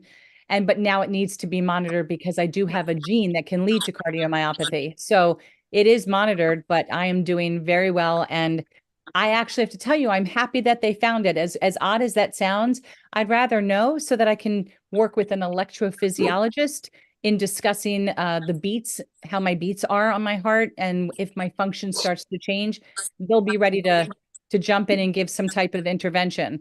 So, my genetic issue can lead to sudden death. I'm so thrilled that someone found it because I feel confident that that's not going to happen to me. That we'll be able And that's to. why, yeah, and that's what I wanted to ask Dr. Phillips. So I have a rare atypical cardiomyopathy, and I've had the myectomy, and I just last month I had 2 stents put in my heart, and now they're still talking about it. So the correlation there is what I was wondering. Not to aorta from in the heart. Cool. Yeah, I would say this whole show, my take-home point from Carin is knowledge is power. And it's really difficult, I think, to make that, for all of us, to make the transition from, man, maybe I should just bury my head in the sand and pretend there's nothing there, or, okay, let me take the bull by the horns and figure out what's wrong with me, learn as much as I can, control what I can control, and step forward instead of backwards, right? I mean, Douglas, you're driving, you're looking out the windshield, not the rear view mirror. So you got to look out the windshield. And that's what I wanted. Good. Carin, There was I have to ask everybody this same question. What was there a moment in this journey that you had that light bulb moment where this is going to be different? Was there? Can you kind of give a specific, or is there? Yeah, I think there's probably 2. I think the first time I went back to my job when they retired me at 45, and I left that day and it was extremely sunny, and I sat outside and it was the first time I could remember just admiring the clouds. And I was like, wow, I've been so busy working for vacation and to pay bills and then go to sleep and get up and do it all again. I never noticed how pretty the clouds were in a long time. And I thought, I get to do this now. But I also was stressed out. Like, I have to be a productive member of society. I've been working since I was 13 and was a babysitter. I've always worked. I don't know what life is not working and doing something, but work looked different. And the first time before Aortic Hope was really established as a nonprofit, I had knitted a heart-shaped pillow on a loom because, that's what 45-year-olds do. They take up loom knitting when you can't do anything. And I stuffed it in. It was a cute little pillow, and I sent it to a community member who needed to have a very large surgery for her aorta. And I don't know what it was about that heart, but it impacted her in such a profound way. And she always talks about that, 7, 8 years later. And in that moment, I thought, yeah, there's something to this. There's definitely going to be something to this, helping others and how it helps me. And Aortic Hope is not me.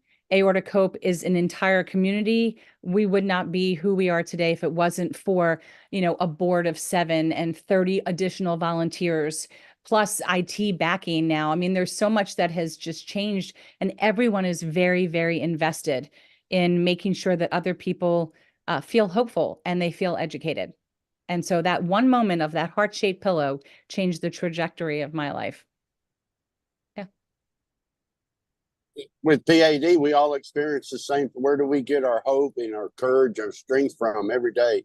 Especially on those days where I just want to lay in bed and do nothing and feel, oh, poor me, this shit, this sucks, and all of that, and it's horrible. Sorry but you know about what? that.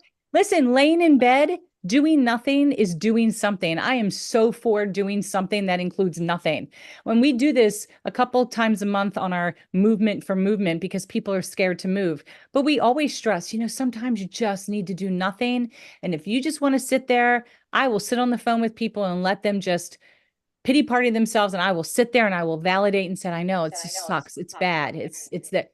And then I say, well, are we ready? Are we ready yet? Like, can I put on the music? Like, we got to get up and I want to be on and we'll FaceTime and we're going to walk around the house a couple times, because it's okay to do nothing. But then you get up the next day, and as long as you're waking up, look at all this. Think about all the things all of you have accomplished since your diagnosis of all the different things that you're going through. For myself, I saw my son get his license. He graduated high school. He graduated college with honors. He's living in his own apartment. I'm waiting for the girlfriend. I'm waiting for that. That would be a really big moment. There's so much that has happened. Even things like just meeting Kim. These are all incredible moments that I write my physician every year on my aortiversary. I go down a whole laundry list of a diary of look at all the things that because you thought about my aorta, I was able to accomplish in my year. That's amazing. And Douglas, it's interesting because you say, you with people with PAD, where do you find hope? Where do you find support? Oh. Right. And you're one of those ones that, like Carin has actually turned things around. And, you've gone from selfish and going in just for support for yourself, but you're now selfless and so much that you give to so many other people through all of your work with the Global PAD Association. I mean, you're fighting hard, not only for yourself, but for others every single day. Well, I learned that too. I've been clean and sober 39 years. And I remember the day I quit using, and it was like, I just don't want to die like this. I was in an apartment. Well, anyway, I was in an apartment, had nothing in it, had one shoe, and I don't remember the last 19 days of my life, period. And I woke up and said, that's it. And it was like, I try and use everything I do today with what I use in my recovery program. You know what? This is just a part of the journey. Alan and I talk about this a lot. You know what? This is just going to make me stronger tomorrow. And it's like every now and then I think about, all right, God, what do you want? What are you trying to teach me today? How strong do I need to be? And he says, well, I look at, and I tell everybody this all the time, look at everything we've all been through. Look at everything you've been through, Kim, and the amazing individual you are today. I look at Alan, I look at Marie, Gene. I just met Gene a couple months ago, and I think about what he's been through all his life. And this is just another part of the journey. It's just another part. Welcome to the adventure of life. How boring would it be without all this insanity that we live here? Sometimes we're just born with bad genes, and we're not talking about the kind that you step your legs into. And it just is what it is. So I just live by, it really is what it is. And believe me, I do say, when can I stop being so strong? This is not what I wanted. And I can stop that anytime. But then, then I lose time of just being sad and scared. So I'd rather live and travel and do things that I like. I've taken up painting. I've done so many different types of hobbies just because now I can. And I want to enjoy all of this very short time that we have to be here. I just want to eat good food and, just want to see things, meet people. That's simple, isn't it? Just before we got on the show, I got 3 texts. I signed up for my very first flea market for my wood products next month. And before I got on this show, I got a text from the pastor at that church that I'm going to do it at. I've already sold 3 boxes. Now I got to go home and get busy making 3 of my God boxes so I can bring up there. So it's like, do I want to sit on the couch and just watch TV and pour me, or do I want to do something? Right. Hey, Kim, can I give a quick shout out to a couple people from Aortic Hope that are watching right now? Man, you and I haven't even known each other that long, and we are so right here. I've just pulled it up from Joshua. Are we on the same page? Yeah, we are. We've got our friend Velda, who's one of our Canadian volunteers, and Molly, who's on our West Coast. And we also had one of our board members, Terry, who was actually in Vegas. What happens there stays there, but she's actually there for her husband's 50th, but she's having a good time and she checked in as well. Oh, that's fantastic. I love when everyone checks in. We always and I wanted to check in as well with Jean, because Jean has been very active in the group and inspiring us this week. And I love that Jean is actually on. I'm going to try and see if Jean will unmute for a second and just say hello, because Jean, I'm so proud of him. He's come such a long way. And just seeing his inspiration in the group, because he is now signing up for a rehab program for PAD, which is a newer program. It's called supervised exercise therapy. It's not available everywhere, but when it is, it's amazing. And Jean is looking forward to it. It's a big time commitment over 12 weeks, 2 to 3 times a week, depending on your program. But Jean, just congratulations to you. Thank you so much for sharing this week and being such an inspiration. And also, taking what you've learned, and you're also helping us put together a list of supervised exercise therapy programs that others might be able to discover across the country. Oh, thank you. And, I would have never stepped out and done this in a million years without you guys. I need that extra kick in the rear to go doing it. And, yeah, I really appreciate you guys. So thank you. Oh, we love you. We're so excited for you. And I know that we had asked if you would just keep us in the loop every step of the way, because I think Carin will even, tell every single person, if you share your journey, someone else is going to relate to it. Someone else is going to find some sort of, resonance with where you're at. And it's going to affirm where they're at and help drive them as well. When they see you doing it, they're going to say, well, you know what, if he could do it, so can we. Right. I won't get to start it for a few weeks. I'm still doing the cardio or the cardiac rehab. So I got 8 more weeks of that. Then I'm going to go straight into the PAD rehab. I'm excited. I really am. I love going to the cardiac rehab. So, I've been stuck at home for so long that this is just so nice. I get out and talk to everybody, and Patty says I meet a new friend every day. I'm looking forward to it. So thank you guys. So that one simple step you took, Jean, has made a difference, hasn't it? Oh, a lot, Doug, a lot. And you kind of pushed me a little bit, and I don't know if push or pulled, but and that's all it took, just a little bit to get me up out of my chair. I've been stuck in my chair for 4 years, and it sucked. It really did. Hey, And Kim, it's so easy. my camera's totally Sure. stuck. So it's a great shot. That's very attractive. So I'm hoping that you can still hear me, but my Zoom is telling me it's not responding. So I apologize. No, that's okay. We appreciate you're spending a lot of time with us. We don't, we would keep you all day, but you don't have to stay all day. We go into our separate discussion after a little bit of the after show, and it's a little more informal, and we allow folks to just share where they're at and what they're doing, and like Jean, and provide some inspiration for others, and let them share as well. I have a question for Alan. How's that leg coming, bud? Alan, you gotta unmute. There you are. Well, it's sitting in the passenger seat right now. I twisted my knee, so I'm in short periods of time. Yeah, you got to do it in short periods of time. That's what I remember. I was there with the PT with you when you took your first steps.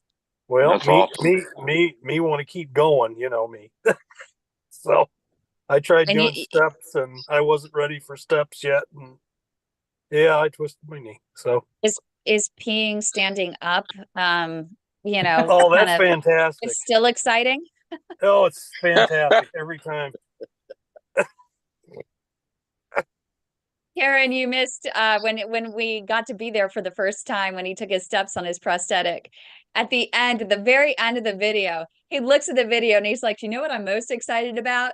And we're like thinking, "Oh yeah, walking, taking steps for the first time, standing up, hugging his wife." And he's like, "Standing up and peeing. That's the one thing I'm most looking forward to." And we had another gentleman who was an amputee from South Africa. He's like, oh my gosh, yes, I so forgot that. Yes, yes, yes, yes, yes. Being a man. It's fun. Those are the simple things in life sometimes, aren't they? Yeah, I would. Well, after 50 years of peeing that way, and then a year of not. Boy, I look forward to it. That's for sure. I think that's so good for even, anyone who's listening, anyone who's here, it is the little things. That is a big thing, something you take for granted, when you can. But I think that that's important for someone to realize. And I think it's something important to share because so many others, I haven't seen anyone talk about that anywhere, even in the amputee groups that I've been in. And for you sharing that, someone's going to go, yes, oh my gosh, I'm not the only one having to sit down and it feeling like it's taking away my manhood here. Like, I want to get up and be a man, I want to stand up and pee. And for you sharing that, I think it's going to resonate with other people. And they're going to feel like, oh, I'm not alone. And yes, it's possible to get back up on your feet. And it's more common for guys than I thought, because the prosthetist said that's his number one thing that guys say. Yep. But they don't say it publicly. So good for you for speaking out. In a couple of months, your wife's going to be complaining because you and the lid. Probably. And it's, I was going to say during the program, my vascular surgeon, lady vascular surgeon that just retired years ago, because I was living this disease day to day and worrying and worrying and worrying. And she said, don't live your disease. And it took me a while, but I'm not. It's been a long time. Scary moments like 2 weeks ago. But God, I'm doing stuff even now just with the leg that I wasn't doing 2 weeks ago. So I think that's kind of the message. How many tools have you sold this week? Oh my goodness. I'm on par for 4,000 to 5,000 this month. Oh, you're back working. Yep. Good for you. I'm working with the family, the furniture business. I'm back that my family owns. I'm back 25 hours a week. And then I'm selling the tools on the side just to stay busy. And I meet a lot of crotchety old machinists that I just love. They're so exacting, and I don't know. I love older people. They've got so many stories, and that's probably why I listen to the guy up in the upper left-hand corner so much. Ooh, Douglas hit. He's a good one to call and say, why am I feeling this way? Why am I feeling this way? I called him a couple times last week. And don't let his country bumpkin facade fool you. That man is wise beyond his years. Oh, I know. That's why he gets the phone calls. Oh, well, you know where? Let me say, I get my experience. I get my inspiration today from all of y'all also, because my story is my story, but I don't think it's been what Alan's been through. But every time I talk to him, I get inspired also to keep doing what I'm doing. So, and it's like, especially the eating. I was eating this morning, and all I could think about was the lady on here that cooks all the time when she's on the show. And it's like, I'm looking at what I'm eating, and it's like, I don't want to eat that. Well, here, I put the salt and pepper shaker down because it's not good for me. So I get my inspiration from y'all also. And that's why I think it's such a team effort, and working with Carin is going to make a difference. And that's why I also think we're all so blessed that we have you, Kim, as our leader, and the things you do for us 24 hours a day, 7 days a week, 365 days a year. I mean, but it's going to take all of us to make a difference in changing and saving life. It's going to take all of us. Yep. We could definitely working use together. everyone's help. Yeah.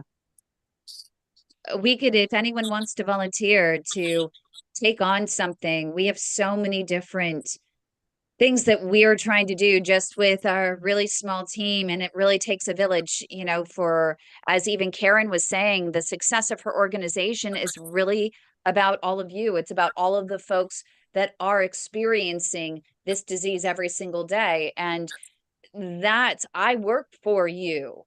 I literally, so many of you, especially Douglas and also Marshawn there and Alan and Marie. I mean, you guys task me. Gene just tasked me. Boy, when I tasked him right back, and we're gonna put out those, we're gonna get that list together of all those supervised exercise therapy programs, and we're gonna get them on our website. We're gonna make it available to everyone. And so each one of you, you know, whatever you can do, whatever your expertise is. Sally Hendricks just came out of nowhere from South Africa and is a design expert.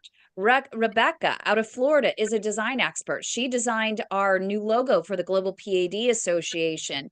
So all of you have amazing talents, and whatever you can do, you know, we could really use your help in so many ways. So even if it's just going to padstories.com and submitting your story there, sending us a few pictures, posting it. If you don't want to go there, post it in the group and tag me and say, Kim, share this story for me on PAD stories so that we can inspire so many other people in their journey and help them. Y'all think about 24 hours a day, right? 24 hours there are 24 hours in a day. How many of those minutes do we waste either in front of the TV or doing nothing? They're going nowhere. So why is it so hard to get a 5 minute positive moment or a 5 minute screw it moment and send it to Kim so that we can all share together? And so how many days do we have good days? How many days do we have bad days together? And working together, we get through it, don't we? So we have the blogs out there, and it takes 5 minutes to do a blog. And even less if you just, you know, do a quick voice to text on your text and then send it to me. And I'm happy to spend the extra. That'll take you 30 seconds. Just speak your mind, speak what's going on, and I can get it right up there on. I know how to do it now, so send it to me. I can help her do it too. So send it to me, because I know how to do it now. She taught me. Even old dogs can learn new tricks, even on the computer. I'll just interject real quick. You guys are doing an awesome job. You inspire me. I got to run and do some patient work, but keep up the good work. Stay focused. Be safe out there. And we'll before talk next you go, week. John, I don't know how often you hear it, but we do appreciate you. I was getting ready to what say you do and what you do with us and for us and being a part of us and helping, trying to accomplish what we do. I don't know how often you hear thank you, but really from the heart, thank you for what you do. You're welcome. And Kim keeps me grounded. She you know, sometimes she gives me a life or a whatchamacallit, what's that thing in the ocean that they throw to you? What is that? A buoy, a preserver. Buoy. Yeah. So she gives me a preserver, and the leash gets longer and longer, but she always pulls me back in. So I appreciate that. And we're gonna get you. We have you for next week too, right? We have a great. Indeed you do. Indeed you do. Awesome. We're gonna actually we're excited for next week because we're gonna actually talk about how doctors work together and the importance of giving up the patient and working with other doctors. You know, she gave the example in our pre-interview that she has another doctor there that might specialize, even though she can do the renals, she can open up the renal arteries. It's not her passion. She can do it, but there's another doctor that does them all day long, loves doing them. It's his passion. And so she's like, you know what? I'll handle the legs. I'm going to send this patient over to you to do the renals, and you're going to send them back to me to do the legs. And so she wants to really emphasize in this next show the importance of teamwork and how patients can also participate in that process and help to make that process seamless for the doctors if they aren't doing it themselves. How do you inspire your doctors to do it? And how do you, if they're not doing it, how do you take the reins and do it yourself? So it should be interesting. Y'all do realize all of us in this group right now we're on a course we're building a foundation that is going to be amazing in changing life in limbs. So the amputation rate 65% today. Can you imagine in 2 years from now, in a year from now, we keep building what we're building right here, how that's going to make a difference? Can you imagine in a year from now how doctors are going to change because of what we're putting out there now? It's going to. We're on the foundation, and we're building that foundation with Kim and helping her build that, so that you want to make a difference. Here, I told Kim this the other day, and it's a hard thing to say, but if you want to make a difference, listen, we have to do the work. You have to be willing to do the work to make a difference. We can't just say, I want to be a part of this and never be a part of it. We have to be able to do the work. I don't get paid for anything I do, but I love Alan. I love watching. I love all of y'all. And it made an impact in my life. And I want to be a part of it. I don't want to get paid. I want to just be a part of it and make a difference. And that's what we're all here for, isn't it? Yep. Helping to create the change we all want to see. Even just showing up today is making a huge difference for so many. We also have, I want to give a shout out to Tom and Nina and Christina, Nana, who are on watching from afar. Rebecca is here watching. And of course, we mentioned Marcia and her lovely food. Josh, our new friend, is here, and I appreciate him so much for all the time that he spent yesterday with me, babysitting me, and helping to walk me through so many improvements that we're making on the YouTube side of things. Also, Kim is here, Kim from Canada. We really appreciate you always being here, showing up every single week, and contributing. Just showing up, as I said, is so important, and it makes such a huge difference. And we do even have a big event next week, which I want to put out there, which Douglas and myself and Charles and Marcia and Nancy, who's in the group, and Sally, we've all been working on, as well as our entire DEI committee. We have a new, I don't know what we call it. It's a new feature or a new addition. It's called Come to Our Table.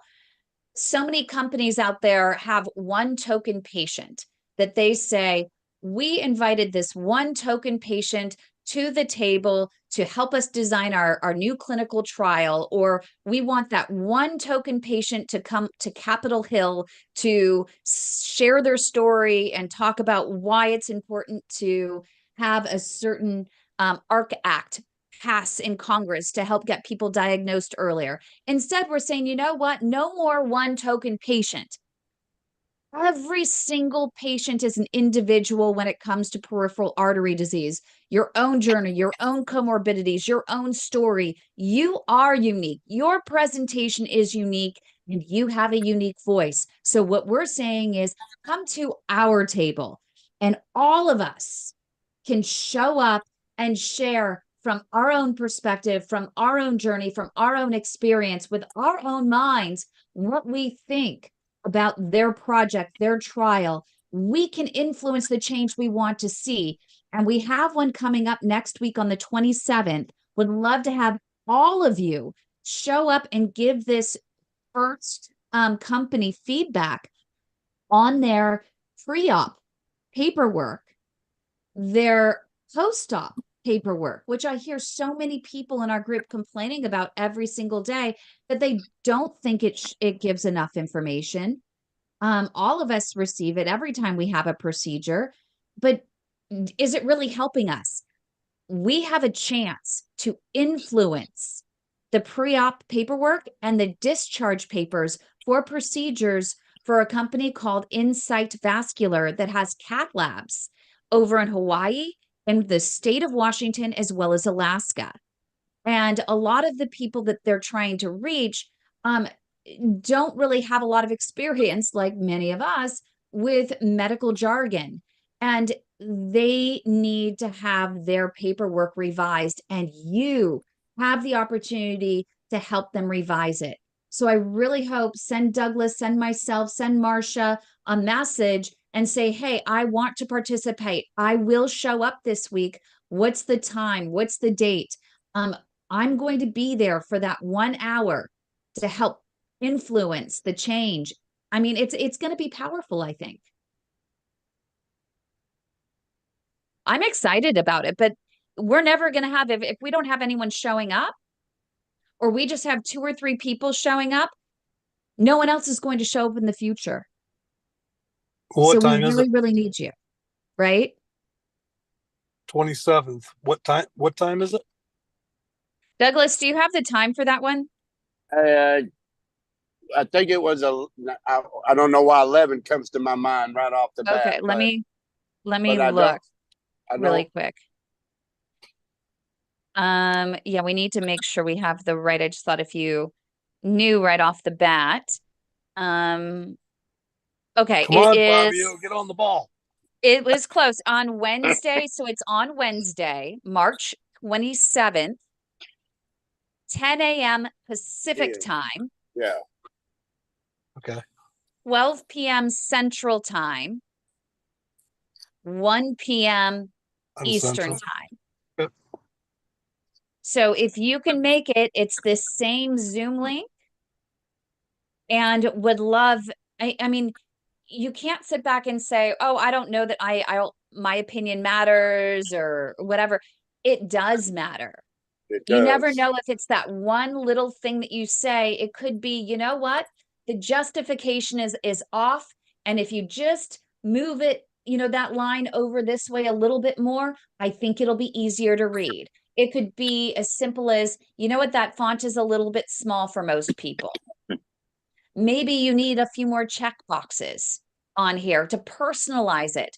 Instead of just having a run-on, sentence here that just makes it look like it applies to every patient, put little check boxes next to each one and just check it off to make it seem as though it's personalized for you, the patient. The important part about that is if we only have 4 people show up, that's all the 4 they're going to get.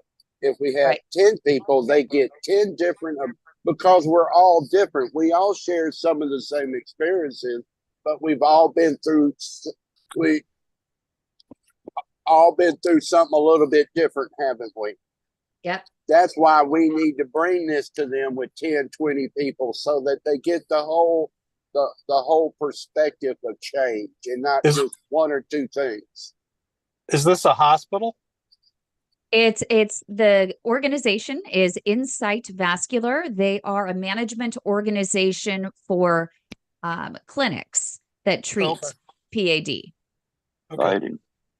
They have a series. They have a few office-based labs and ambulatory surgical centers in Alaska, in areas that don't have a lot of access, to the hospitals. The patients would have to drive a lot further to get to a local hospital. So they have these outpatient centers that infiltrate the different communities where there might not be a lot of medical care, or what we consider medical deserts. They try to get out there and get where the people are versus, and they're not being treated versus, forcing them to drive 2 hours, let's say, to a local hospital. Gotcha. Guys, I'm going to have to take off, but thank you all. I appreciate it. Gene, it was so wonderful to see you, and we can't wait to hear how you progress. Keep your every step. I'll holler at you, Gene, and check on you. All right. Yep. All right. Thanks, Douglas. Love you guys. I appreciate you. We love you too. All right. Bye. Okay. I do want to bring in Kim. Kim is I maybe don't think that Kim has a microphone there. So she wrote in here that the scary part is if you end up going to the emergency these days, you probably won't be seen until it's too late in Canada. And that is really scary. She says there was a guy who had a stroke on the way home and pulled over to the side of the road and called 911. The ambulance didn't show up for 2 hours. So his parents picked him up, took him to the emergency room. It was a total of 9 hours before he was seen. This happened in a big city. Our medical system is close to failing due to the lack of doctors and nurses. And are there forms all the same in the USA? That's another question. But, we're seeing this, Kim, around the world. And that's why it's really important for, I know here in the US that we have these office-based centers, and they hopefully work very closely with the hospitals, because we learned during COVID that hospitals cannot handle an outbreak, an epidemic, and then, of some sort of flu or some sort of virus, right? And then have all of these other patients that have these serious comorbidities like PAD and heart disease and need urgent care. There's not enough bandwidth in these hospitals. And so it's really nice when you do have these options, especially during those times of crisis, when these office-based labs can take some of that burden and make sure that patients get more timely care. But in Canada, you don't have those additional centers that doctors have started separately, because it is it's government-run healthcare, social healthcare, and there's that great role for that, because everyone should be able to get medical care, right? Everyone should feel like they're served. But the problem is we don't have enough doctors. We don't have enough nurses to go around for as many patients as there are. And that is frustrating. So that's why it's also really important with organizations like Aortic Hope, right, Douglas? And even organizations like ours, the Global PID Association, where we can be there when doctors and nurses can't, to provide the support, to provide critical education in real time, and have conversations like this where we can vent, we can talk to each other, we can relate to each other. And think about this one question. How many of us in this room would not be where we are today if we had not met this group or Kim, who had given us the other options that nobody else had given us? Did that come out right? Yep. Yep. I wouldn't have legs, period. And, I was going to ask you, Alan. I got one, and I'm grateful for that. And I remember when we first met and you were at that, conference, and you shared your heart, your fears, with us at that. Scared to death. And that you were convinced, like, yeah, you weren't going to live if you lost your leg. And I wonder, still today, and I hope you don't mind me bringing this up, but the catalyst, because I've seen such a change in you. You're such an inspiration and such a light for so many of us, and including me. And you have such a great sense of humor. And I love when you say that you go to the hospital and that you look for the opportunity to inspire new nurses. Well, I do. Still here. I go. But I wondered if that. I wondered if that catalyst was that conversation that you never had, with your wife in that moment before you went in and decided that you were going to go ahead with that. There was that candid moment. I just wondered if that was Douglas asked Carin earlier about what was that moment that mattered. What was that catalyst for change? And I'm wondering from your perspective, I don't know, that was a big catalyst for me. And I'm wondering if that was the change for you as well, that moment with your wife. With Katie, I didn't want to be a burden to her. I want her to go on with her life, I think that was the epiphany moment, was when you said, this is going to happen. If you don't do it, this is what's going to happen. Hey, Kim was there with me and Katie on the phone. And I think I told Katie, I don't want to be a burden. I want you to move on with your life. I don't want you taking care of me, wiping my butt. And part of that is pride, but the other part is that she told me, you're more to me than your legs. And I said, okay, babe, I'll do it. And so Katie saying that to me, changed my mind, you know, and I could do this with one leg and only half a foot. I can do it. And I've come full circle, but there's also times that I need my friends in this group, you, Doug, even Marie, and I've gotten fairly close. And I just need to make a phone call because I have my breakdown moments more frequently now that I've gotten the new leg. This anger just comes out of nowhere. Yeah. And I just feel like lashing out at everything and everyone. And thank God Doug's there, man. Because I one day I didn't think I was going to make it through that emotional. God, it was such a roller coaster that I had some bad thoughts. I'm trying to keep going. And I have the same struggles he does that you do. But this disease, it's cyclical. It never goes away. You never really get a break from it. I don't. It seems like I do. But without you, even this last time, Kim, I'm sold I would have lost my leg because it went so cold, so white, so fast, so quick. And I go fast. We know that. And if you couldn't have found me that doctor in Chicago, my local would have just cut it off.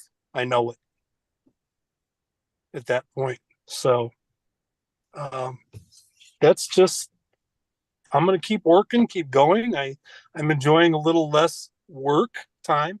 I'm enjoying a little bit of retirement. Right now I'm sitting down at the beach. We had snow earlier today. Now the sun shines out and I'm watching the, 10-foot waves on Lake Michigan, you know? Oh, how awesome. You know, and this is where I find a lot of my peace. I come down here, I do computer work for work. I do, work on my orders and stuff for the tool business.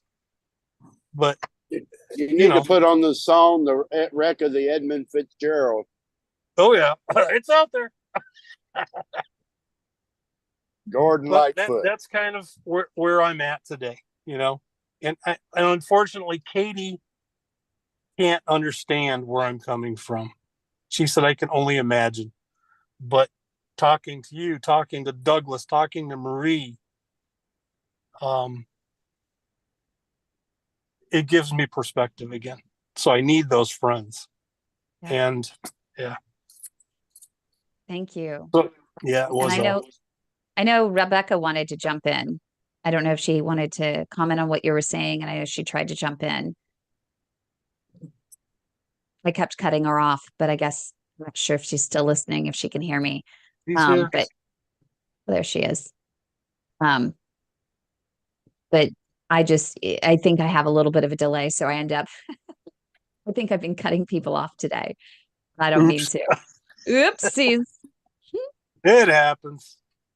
But I appreciate you all. And I also have to give a shout out to Marcia for having her very first back and forth with patient that she and I have been the daughter of a patient that we've been working together over since Saturday at 9, 10 o'clock at night, Saturday night. And it's been such a blessing. She's in training and doing an amazing job, committing so much time. She and I spent, I think, at least an hour and a half looking at a CT scan, and she was learning all about the different, verbiage that's used by technologists in analyzing a CT scan. And we were helping the patient's daughter learn a little bit more about her mom's condition because the doctor, the vascular surgeon, didn't come back after the surgery Saturday night and explain anything to them. And they sent in a surgical resident who said, "Oh, I don't know what to say, just checking on her. I wasn't there for the other procedures and I haven't really looked at her case, so I really can't answer any questions for you." And so here's Marcia and I trying really hard to comfort the patient. And now we have the daughter, which is really funny now, even joking with us. She's like, "Yeah, you know, of course, the vascular surgeon never came in after that, after they promised she would. Scared we actually do have some questions, some serious questions that need to be addressed, and in especially a timely fashion. But the good news is it's been touch and go, but Marcia has been there every step of the way. She's been on text. She's been on the phone with me. She's even offered to go over and meet the patient's daughter and give her a hug. So Marcia, you know, definitely kudos to you, and we appreciate you. And it's been really fun working with you, and seeing the impact that you're having on this family. It's a learning experience, and it's amazing to see. I mean, this lady has had these major surgeries, and they send a pulmonologist in who had a small part of it. I mean, he did have a small part, but it's like, where's the cardiologist here or a vascular doctor? It's crazy. I'm learning so much. Thank you, Kim. Yeah, it's different being on that side, right? It amazes me that this is what you do all the time. Mm-hmm. Yep. I'm getting ready for a party, so I'm listening, but you guys don't need to see everything that's going to be going on. We want to know what you're making. Tell us what you're making. I'm going to go out and I'm actually going to eat. I told Kim earlier. It's going to be a lot of bad, meaning good. She's going to pull a Douglas. Food. Yeah, I'm going to pull a Douglas. Wait. Hold on. I never do that. I'm going to live, but I'm back on it tomorrow. That's the thing. It's one night. Oh, man. I want a picture of the cheeseburger, the double meat cheeseburger with the french fries. They told me there's going to be a mac and cheese bar and a baked potato bar. Yeah, that's the kind of food we're talking is going to be there tonight. And I'm going to indulge a little bit. Mac and cheese bar. Oh. I know. I've never heard of such a thing, but it sounds good to me. You have to take a few pictures. You have to take a few pictures with me shoving my face. Yeah. Well, I want to see what a mac and cheese bar looks like. I've never seen one of them. I want to know what a mac and cheese bar looks like. They give you the different mac and cheeses, but you also can make your own. Oh, interesting. Really? You could put bacon bits on. It's like a salad bar. Huh. Oh my God. I'm in big trouble, guys. But it's all crap. Yeah, I know. I knew this well because the girl who's having the party. She's it's really Hmm? You know, Where's it's really good happening? though. Delays. In my little hometown. I'm on the way. At the Eagles or the Elks? I forget. I get all those clubs confused. You know, and for those that actually, so it's really good for people to hear that how hard do we work to try and eat healthy all the time? How hard do we work to get out and exercise, right? We work really hard. You are allowed to have, just like Carin from Aortic Hope was talking about, you're allowed to have your pity party, right? As long as you know that that's not really where you want to be. And you know that when you're ready to feel better, you know what will make you feel better, right? Allow yourself to have those moments of weakness where you can enjoy that pizza, enjoy that Dr. Pepper, enjoy that dip, onion dip and chip, enjoy going and having a little macaroni and cheese. But everyone is allowed that. My dad loves a steak. He can't have steak almost every night like maybe he used to. But you know what? There are modifications that you can make. Let's say having a grass-fed, grass finish steak and having a smaller portion, right? With mac and cheese, have the real thing. Have a few bites. Don't eat the whole box though this time. Maybe you used to eat the whole box. Have a few bites. Have one bowl. But you know what? There are options that you can do to make something that you love a little healthier. I make, for example, a gluten-free, dairy-free, because I can't have gluten anymore, dairy-free. So I got a special noodle, and I have I use nutritional yeast, a little bit of that with some cashew milk, and I put a little bit of xanthan gum, add loads of garlic, some onion, and I blend it, and it's thick, it's creamy. Even oat milk actually is so much even creamier. And you blend that and you can heat it up and pour it over those noodles. And it actually is really satisfying. So look for, yes, have your cheat moment, but then look for ways in which you can make something that you love just a little bit healthier so that you can enjoy that a little bit more. It's not going to kill you every time, is it? No, it's just, some people will sit there and say, you know what? I want to cheat and I'm going to have a Dr. Pepper, and then I'm going to cheat and go to the IHOP, and then I'm going to have a stack of pancakes, and then I'm going to cheat. And so then the cheats add up. So pick your poison and space them out. My question then to you would be,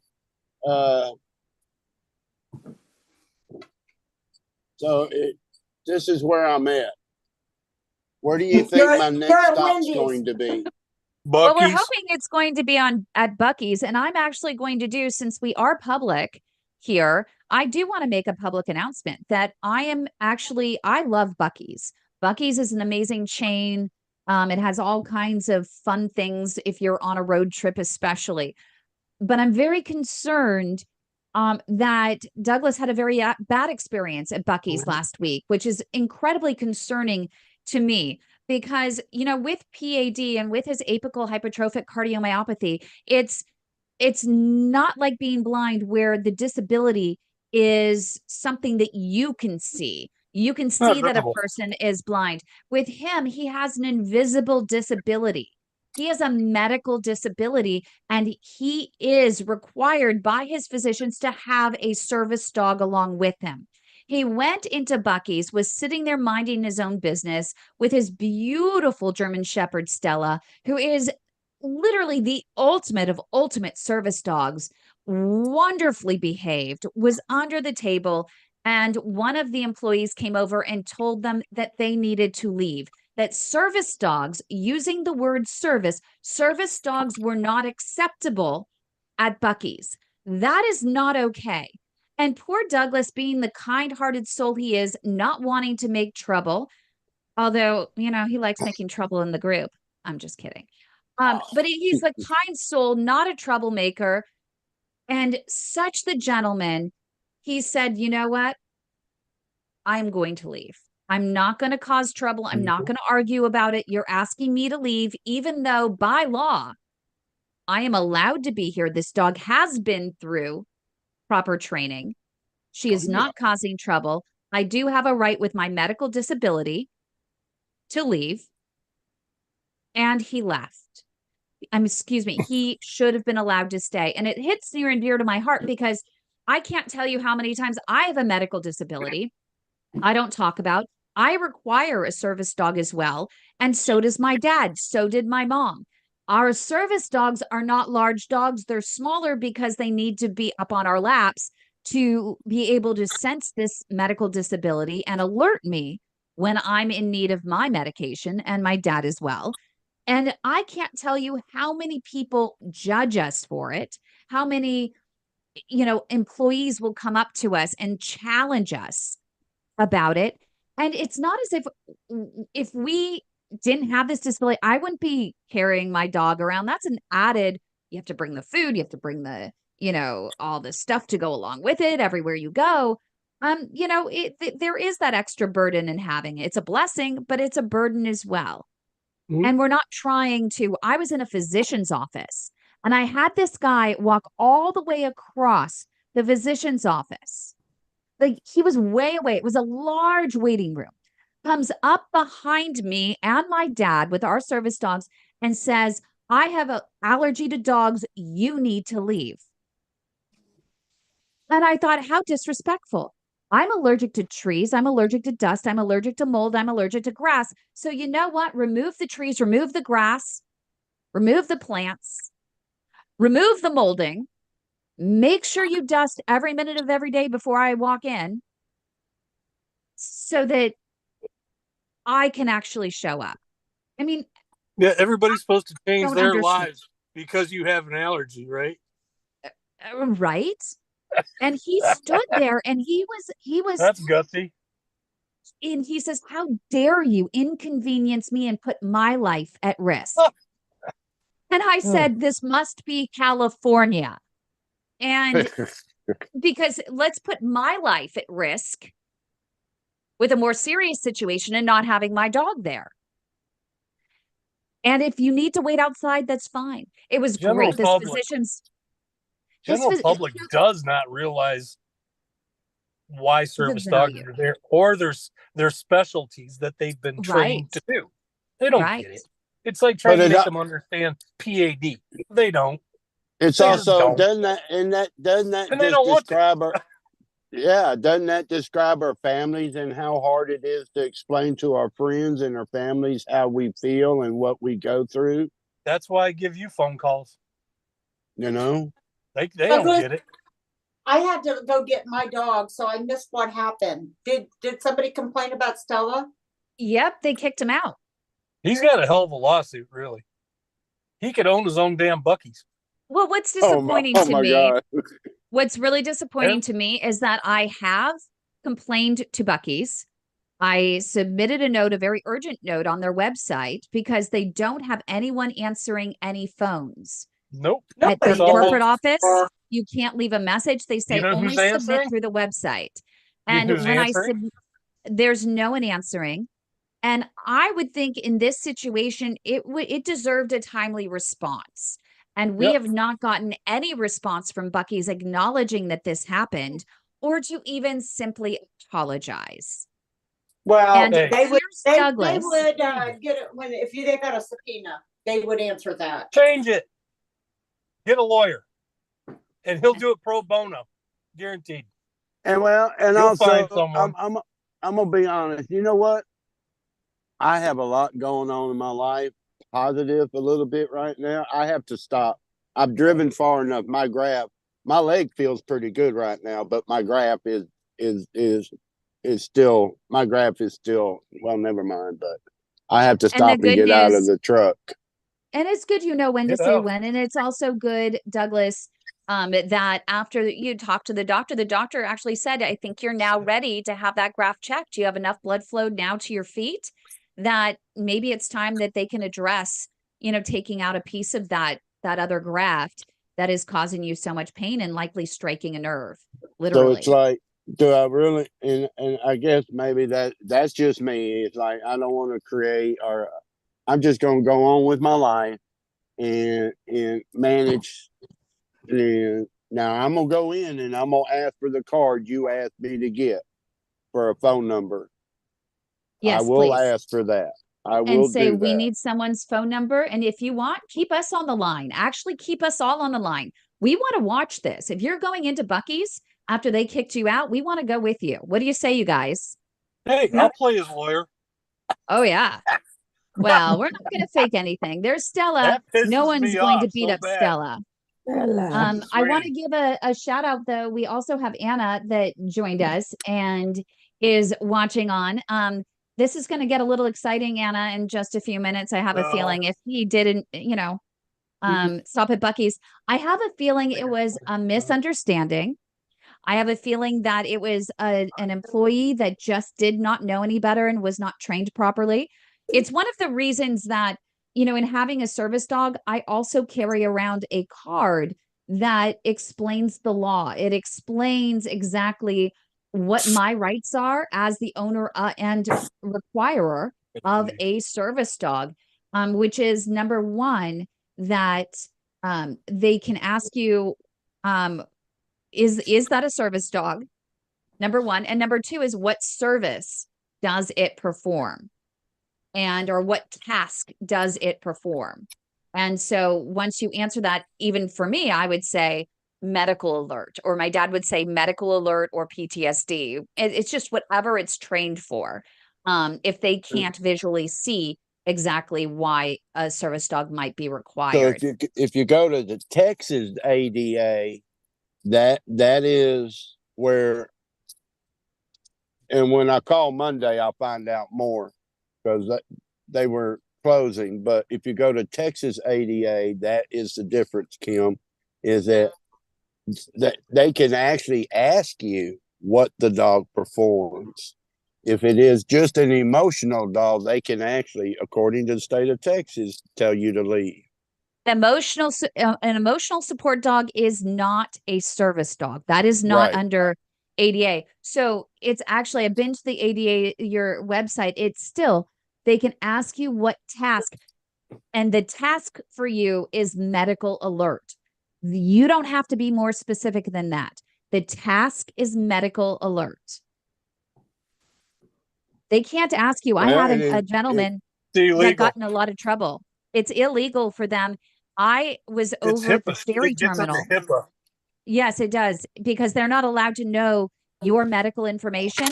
And so that's a violation. And I did have someone at the ferry terminal in San Francisco was refusing to allow me to get on the ferry without telling him exactly what medical condition I had and what the dog did to alert me on that medical condition. That's illegal.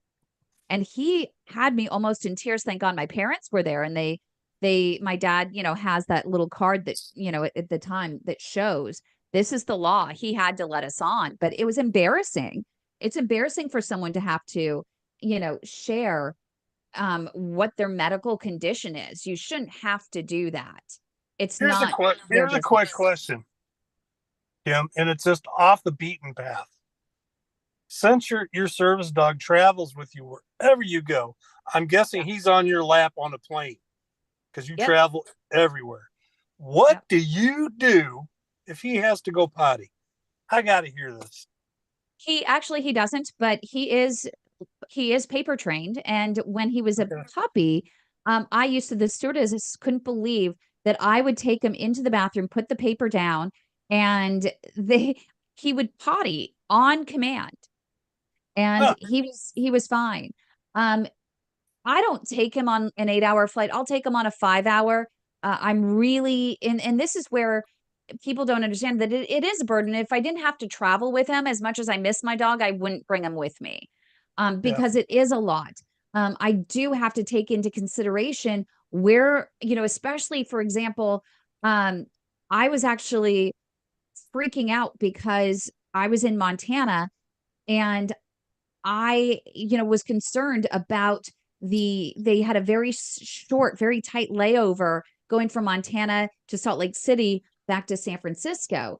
And I wasn't going to be able to, after this 3-hour flight, get into Salt Lake City, get him to the doggy potty, and then get him back on the flight for another 3 hours. Yes, he can go all night. He can go 8 to 10 hours with absolutely no problem at all. But it does concern me, during waking hours, that he might have to go a little sooner. And so I actually ended up canceling the flight and going out the next day because I wasn't going to make that connection, because I did have to think of him. And I did want to make sure. I have to say that Salt Lake City had more dogs in that airport that were service dogs, like real service dogs, like legit service dogs, than any other airport I've been to, and had hands down the best doggy potties I have ever experienced at any airport. Denver would be number 2, but number 1, they give you literally a big room with a fire hydrant and, fake grass and hoses to wipe, spray things down after your dog is gone. Oh, it was fantastic. Stella's been trained. I went through all that training with Stella. I mean, I also know where I'm going with her, so I prepare beforehand. So I can leave her at home for 8 hours and she doesn't go because she's been through the training. But if we go somewhere out to eat, I will make sure before I leave the trailer that we take a walk. And if I get to where we're going, there's always somewhere where we go where I can take her. She pees. But like now, when I walk into a restaurant, when I walk into HEB and I come to a stop, she automatically either sits or lays down. I don't have to tell her anymore, sit or stay. I don't have, she just, we went through the training with that guy. It was like $1,800. Oh. So it's and we're just getting better, and we're to that point now where I can walk into a restaurant sit at a table. Now, in a restaurant, I always am aware of where I sit. I said, can we sit somewhere? I looked and there was a booth the other day. Can we sit that because it was against the wall and she wouldn't be out in traffic. Make sense? Yeah, well, you're considerate of others a little bit. So I sat down on my end of the booth, and Amy was with us, and Amy goes, "Where's Stella?" And I said, "Right there." And she goes, "You didn't say nothing to her." And it's like, I don't have to anymore. She automatically knows now. Yeah. She laid right down next to me at the booth. I didn't have to tell her anything, and she stayed there the whole time. So, and it's that part of that training that I'm doing with her, and I've been doing with her. So yeah, and it's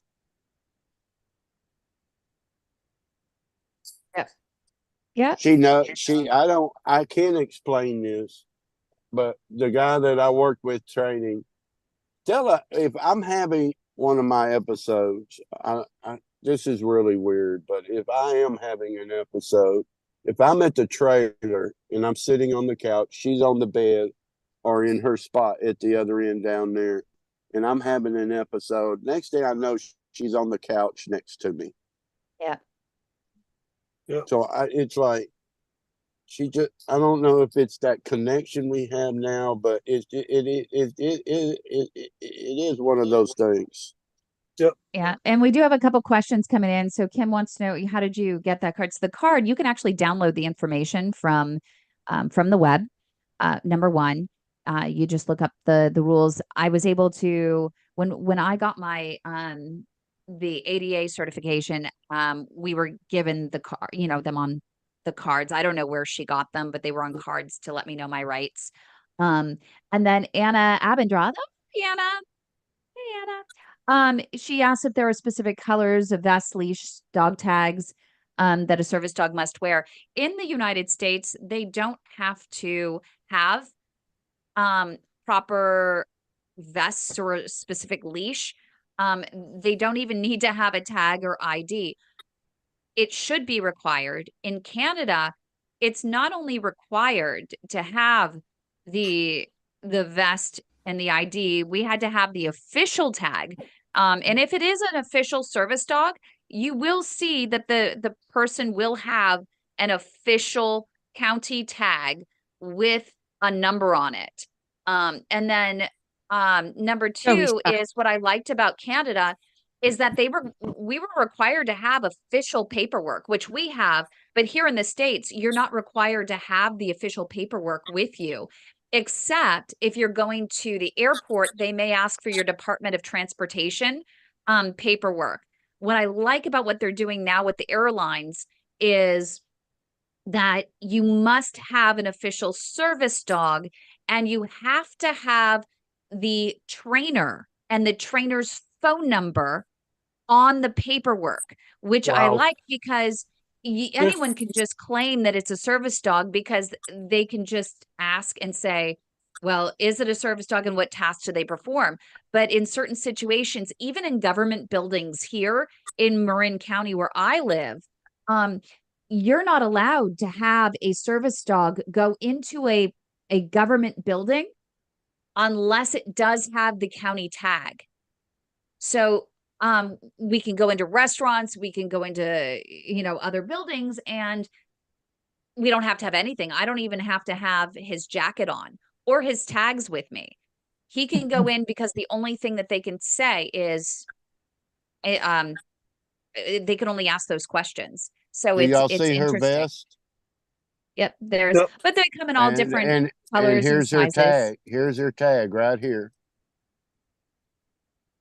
See, that's an actual official county tag. So it's an actual metal tag that has a number on it.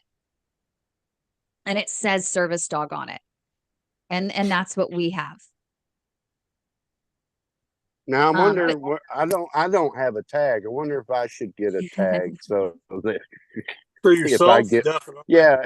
If I get lost, that somebody has a phone number to call. I'm falling and I can't get up. You need an air tag. You need an air tag. AirTag. Doug An and I AirTag. just Have you joke ever seen around those too much. AirTags? The AirTags go with the Apple phone, and it's amazing because now I never lose my keys because it always tells me if I move away, if the phone moves away from my keys or my keys, if I leave my keys on the table and I run into the restroom and I have my phone in my pocket, it tells me that my keys have left me.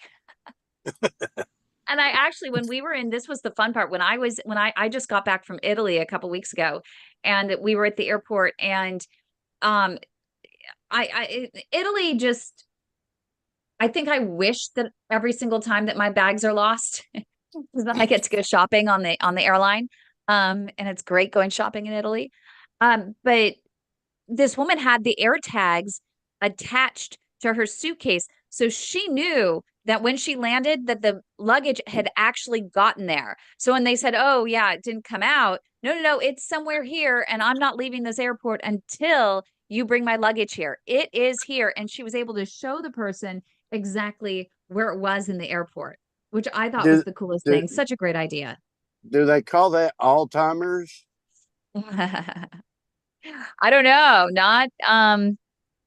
Not if they lost it. If you lost it. No, your keys. Oh, I lose them all the time. It's just, you know what it's called? It's called Kim. I lose everything. I literally do. I totally do. I'm not. We all have those moments. I I don't. have them all the time. Yeah, right, Alex. Yeah, Kim, What's her name?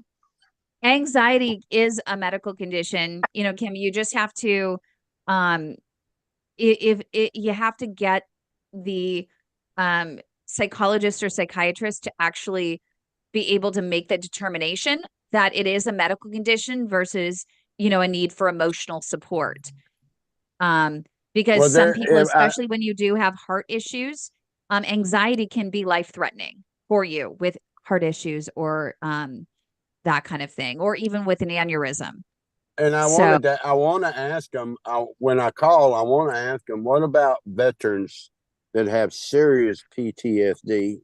What about service dogs for cops? PTSD is actually in the United States. It is actually classified. My dad, the military, has a program for PTSD dogs, and that is covered under the ADA here in the United States. It is a real thing. I watched my son-in-law suffer the things that he went through and the man he was before he went overseas. Just, he's not the same. Yeah. He's just not. You know what's funny? Well, it's not funny, but when I put my phone on vibrate and I put it on my hip, every now and then, if the phone rings and it vibrates, my first thought is my defibrillator.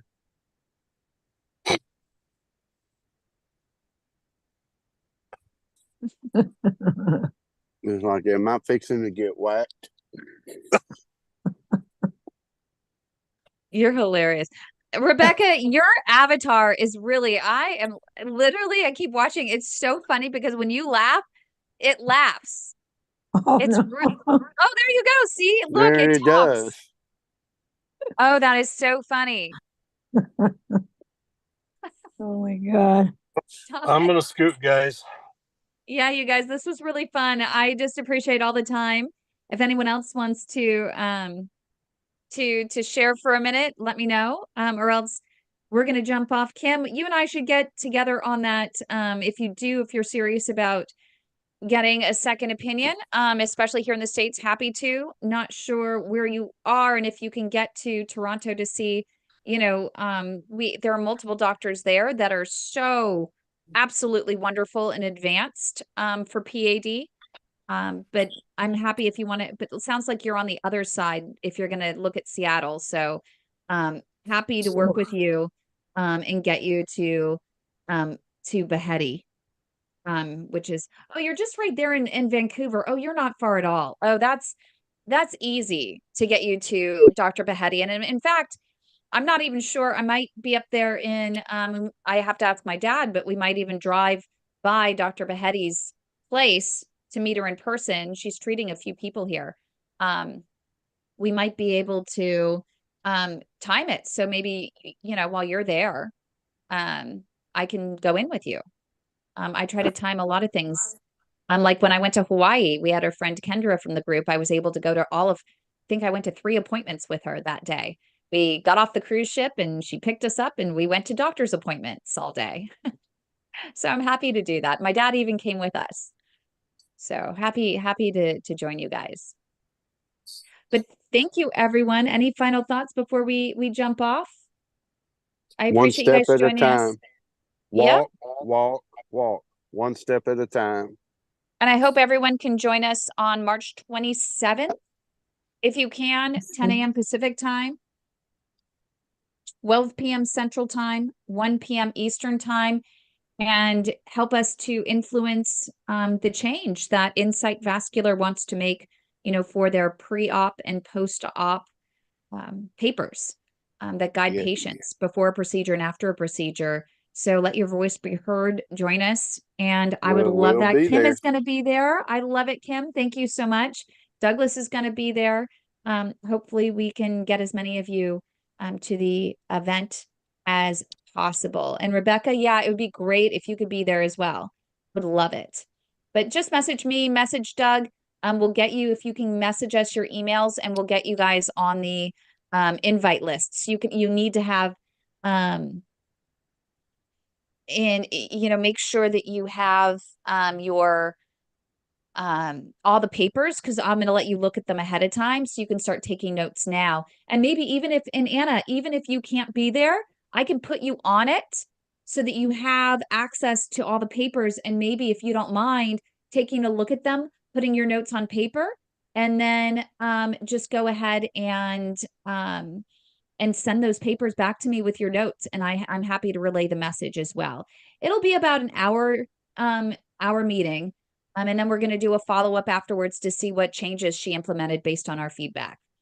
So it's exciting. And Rebecca, I'm so glad that you and Douglas worked out on Zoom, because it's great to have you. And I look forward to having you guys more. But I'll check out. I hope you guys enjoy your weekend. I'm always here for you.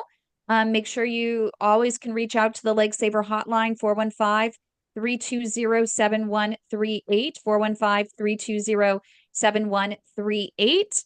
And don't forget, if you can go to our YouTube page. Josh would absolutely kill me if I don't say this. Go to youtube.com/The Way to My Heart and subscribe. Lots of great videos there. We just broke 1,000. So we're truly taking off. Yay! Thanks everyone for all your support. Much love to you. Do not hesitate to call. We are always here for you no matter what. Yep.